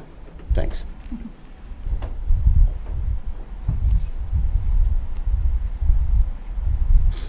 Okay, I think this is gonna be the last person. Thank you, board members, for being here tonight. I'm Bernadette Gillette from 16 Plum Street. I'm sorry, I can't hear a thing you're saying. I'm sorry, I'm Bernadette Gillette, and I live at 16 Plum Street. And if they widen the road down Hildreth Street on the side that my daughter and Kevin live at, in 16 Plum, there's going to be a retaining wall or something. There's a huge slope there. So if they widen, how are they going to stop the land from just washing away with all the rain and everything? So please look at that. Thank you. Thank you.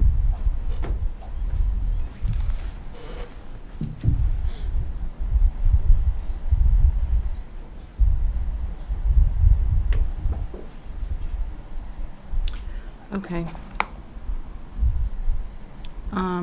Any further comment from anyone here? Well, I'm not a lawyer, but what one of these residents just brought up about an incomplete application.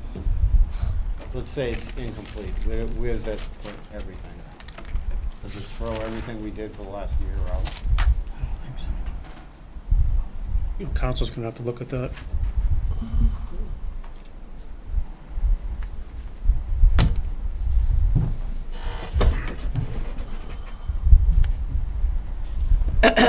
Okay. Well, is This is there- Joel. One other thing I wanted to ask about, did we have town council review what Doug Hausler submitted on the road and all that sort of thing? Did we get a response from town council on that? You got written responses. Joel, you're not physically here, so those are labeled confidential. They've been emailed to the board previously, and there's hard copies in the room. Okay, I'll look. I think they came I'll look. yesterday. Yeah, they did. It was in an email. And then, thank you, and then a couple of more sort of go backs from very beginning, and that was the question of the stone wall. The reason I had raised that originally was a question of demolition delay. Yeah. So historical has weighed in on that, and I know they weighed in on 150 North Road, and they also weighed in here. Some other thing. They did, but then town Okay. council commented that if the walls were contained completely within the property, that the property owner has the right to they're only not able to be just taken down if they're serving as a boundary. Right, to another okay, yeah, property. I did read that whole That's my exchange, I just, understanding. yeah, I just wanted, and then the last thing was that we had requested an environmental information report, and we had identified a number of items that were gonna be in that report, and one of those things was the, basically responses back from Natural Heritage on both permits, under MISA and then also under, MIPA? I think it's MIPA. No, MISA. Okay, Wetlands Protection, yeah, that's right. Wetlands Protection Act and under MISA. So will those be provided? And is there a comprehensive management permit also being provided by Natural Heritage? Conservation and management permit. I can respond to that. So Natural Heritage is in the process of issuing a no-take with conditions letter. There's not going to be a CMP on this property. As soon as we have the letter, it'll be issued to Conservation and as well as this board. So we can provide that when we get it. Okay, so, and that's both Wetlands Protection and also MISA has both? Wetlands Protection would be the Conservation Commission. So they're not going to issue an order of conditions on the property until Natural Heritage weighs in. So it'll be, Yeah. it'll happen, But Natural sequentially. Heritage also issues a decision on the MISA, which is not Wetlands Protection. Yeah, it's endangered species. That's the priority habitat versus Correct. the That's, estimated we're habitat. talking about the same thing. Okay. So yes, that Natural Heritage letter will be issued. It hasn't been yet. So are we Okay. looking for two distinct things from them, Joel? Yeah, they make two decisions. One is on their review under the Wetlands Protection Act, and the other is their review under MISA. The primary difference is the MISA can include upland or is upland, so that's priority habitat, and then under Wetlands Protection Act, it's estimated habitat. So rare species, actually, there's two different state laws that Natural Heritage sort of regulates in that perspective. So I just wanted to be sure that the wetlands protection, the estimated habitat is under Concom's jurisdiction, but the MISA part is obviously not. And so that's why I was interested to have it as part of our environmental information report. And the report you're waiting for will have both of these Correct. So decisions? on this property, Natural Heritage is looking at the see. entirety of the property versus just what's in jurisdiction of the wetlands, so 100 feet from, 200 feet from the river. So it's the entire property.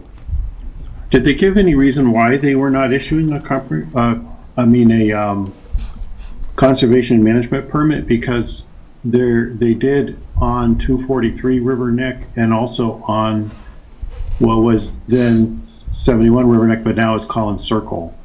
And the reason I bring it up is because in both of those CMPs, they specify, they put a condition that there should be a fence that essentially fences off the rare habitat area, and like a chain link, like a 6-foot chain link fence, not a post and rail, or 5-foot chain link fence, not a post and rail.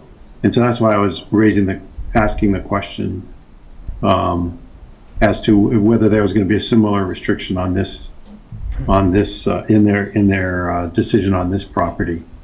But you're indicating that they're not doing a CMP? Correct. Not our discussion, and the split rail fence that we're showing is based on the conversations with Natural Heritage. When we get that letter and present it to the Conservation Commission, Dave Cowell, our senior wetland scientist, is going to be a little bit better suited to speak to it. So when we issue the letter to the commission and to this board, we'll indicate when that hearing is going to happen, if you would like to attend and hear the full kind of description. All right, thank you. That's it. So I personally feel like I'm not prepared to make a decision at this moment on adequacy or safety based on this plan. I want to go back and look at the studies, which the plans changed so many times. I don't know that If I may chime in just for a second. Sure.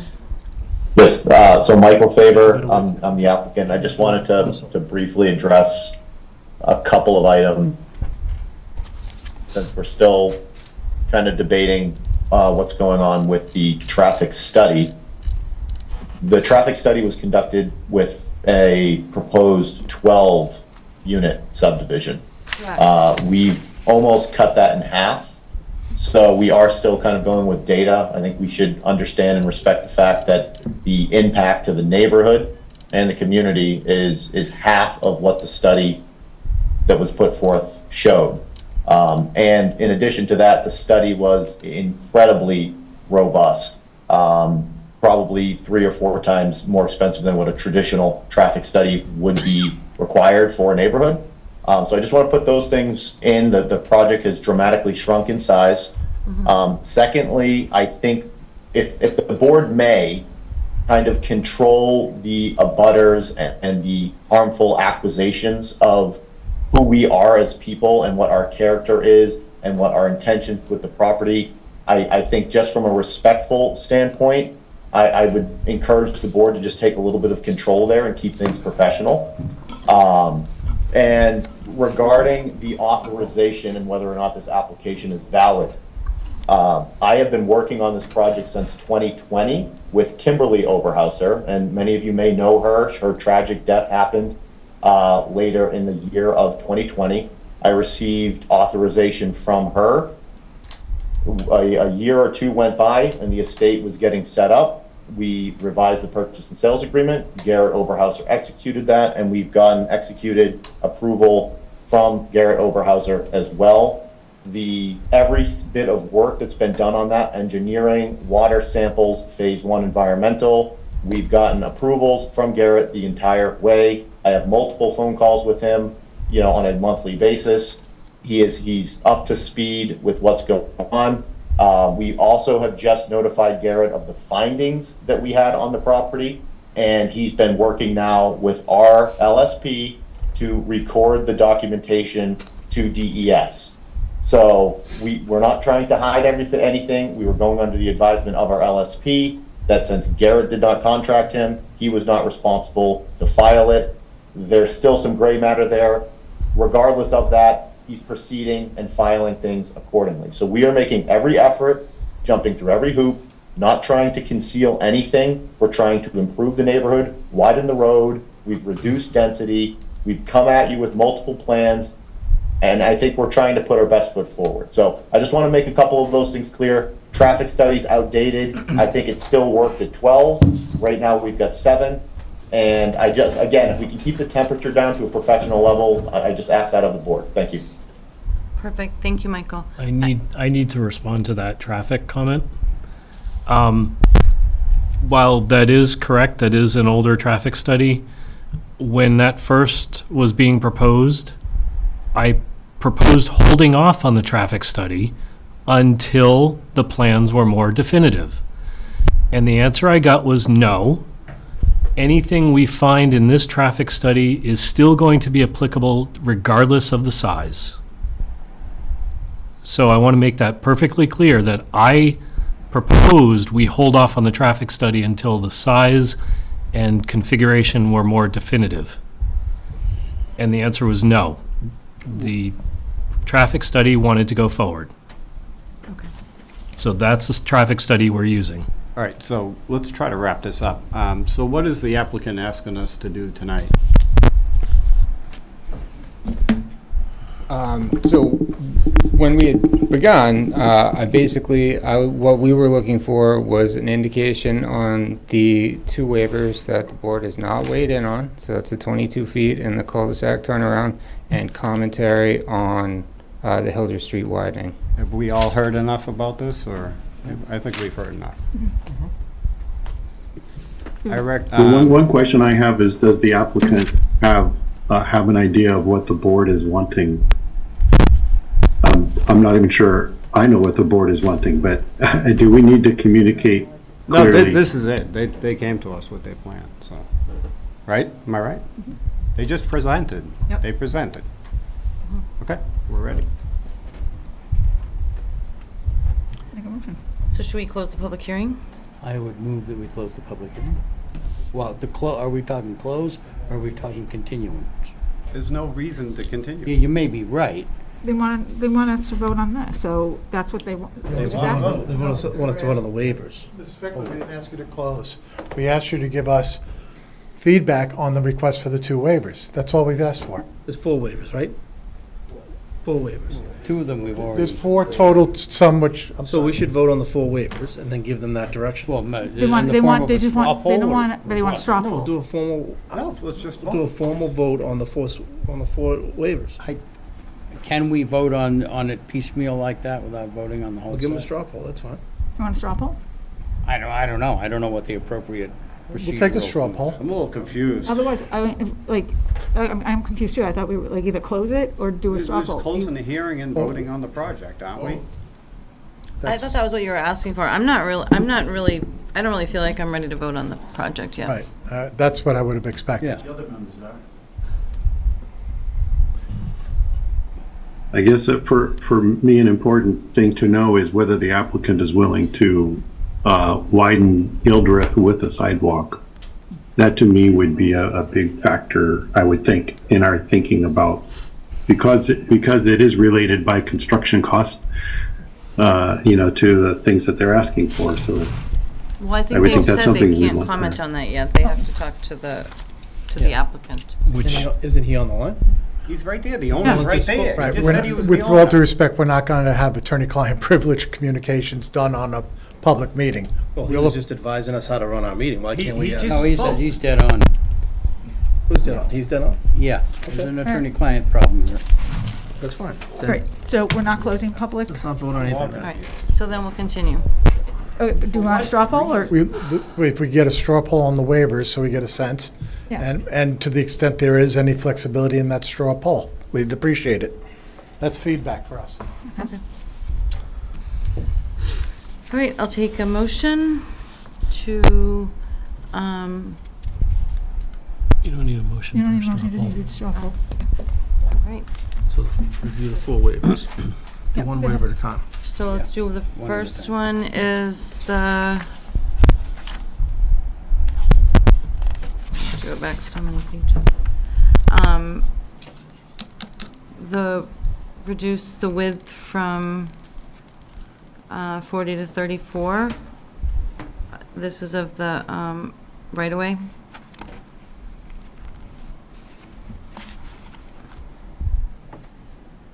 Me? Yep. No. No. No.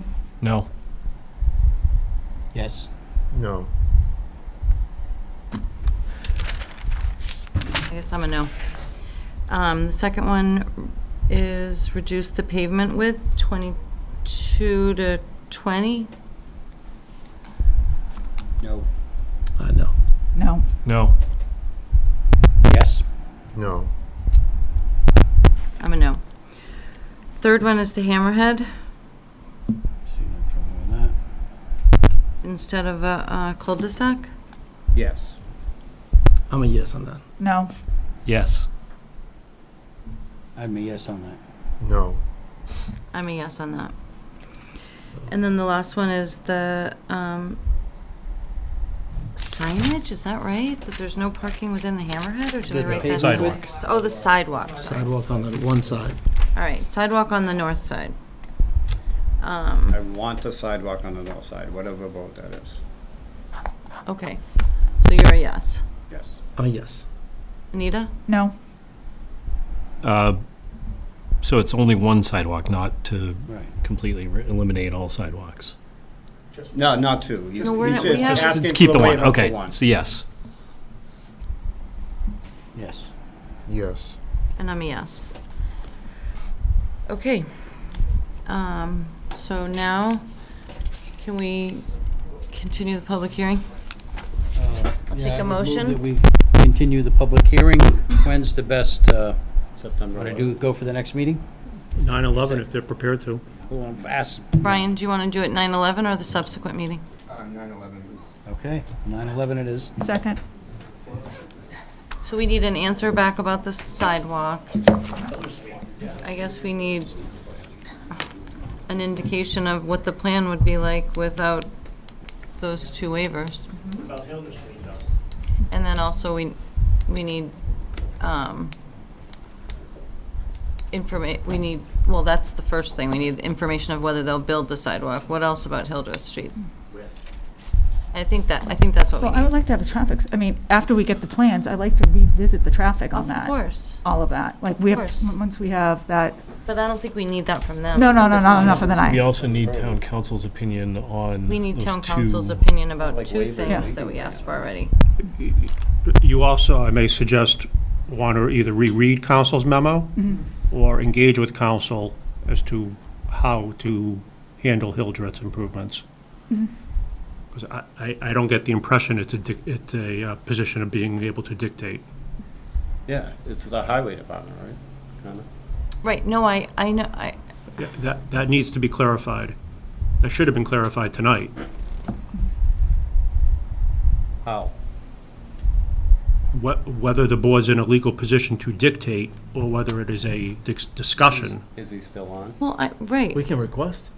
But we had a discussion Approve it. and we Can we not asked if they would request report approval? back to us, whether the applicant It's is not willing clear to to me do whether that. people are requesting or dictating, and I don't know what the applicant feels. The council's memo spoke pretty clearly to me, maybe it didn't to others. I'll have to look at it. For example, we've been told that any abutter who had rights could go out there tomorrow.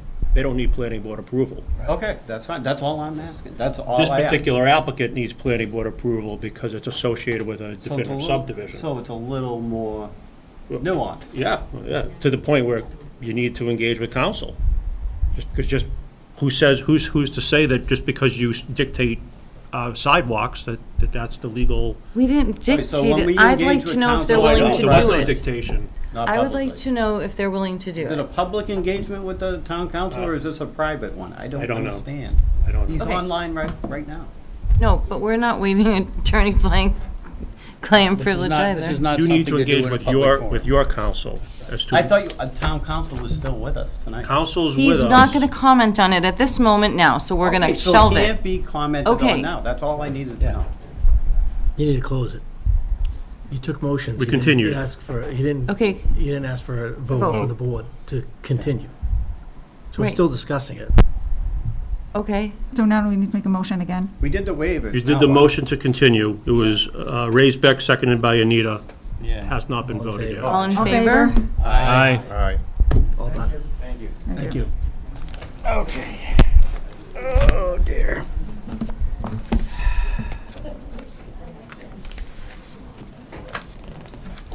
So if it's cut and dry, just tell me, is it the highway department? No, it's a private way. I lost my agenda in my pile of shit. I think I understand. Deirdre. I'm getting the feeling Oh, that thanks. everybody does. So once it's. All right, Once it's liaison approved- updates. Do you have a we still liaison going? update? I do. Okay. Quickly. Center Village, all right, someone else go first. I gotta think about it, wait a minute. We haven't had a meeting for Vinyl Square. They're trying to set one up for September, so I'll give an update after that. Yeah, I can't remember what went on with your dog. So, yeah. We had a couple Concom meetings. Their biggest issue also is Hildreth, and we've covered that tonight, so nothing new from Concom. John? I attended the ZBA, it was way back in July. They didn't meet in August, but they will be meeting the first week of September. And it was not, it was a short agenda. I don't have anything to report on that meeting. I went to Housing Advisory, and there's a upcoming meeting on September 18th at 5:30 at the Elks. I believe that's a Wednesday when we do not have a meeting. And it's kind of a launch for the strategic plan for the townspeople. There's going to be a ice cream social followed by some group discussions with questions. And if anyone could come, that would be great. There's also a meeting at the Chelmsford Woods on the 11th, the previous Wednesday, so we will have a meeting that night. But it's from 4 to 5:30. It's a open house for the residents to weigh in on issues pertaining to the housing production plan. And the housing production plan for the next 5 years is being discussed in terms of what has worked in affordable housing in the last few years and or not. NEMCOG is working on the affordable housing / housing plan with the Housing Advisory Board, and also they're kind of looking at different sites that for whether they would be amenable or whether the Housing Advisory Board would like to see them redeveloped or developed. We also kind of ran through the outstanding 40Bs and got a little bit of a status update.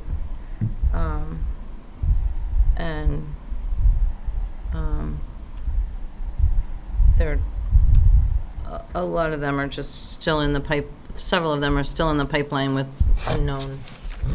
It's not clear what's going to happen with them. Anything else about that, Evan? Are we at our limit now? Or no? We're still not there. We're down by 22. Correct.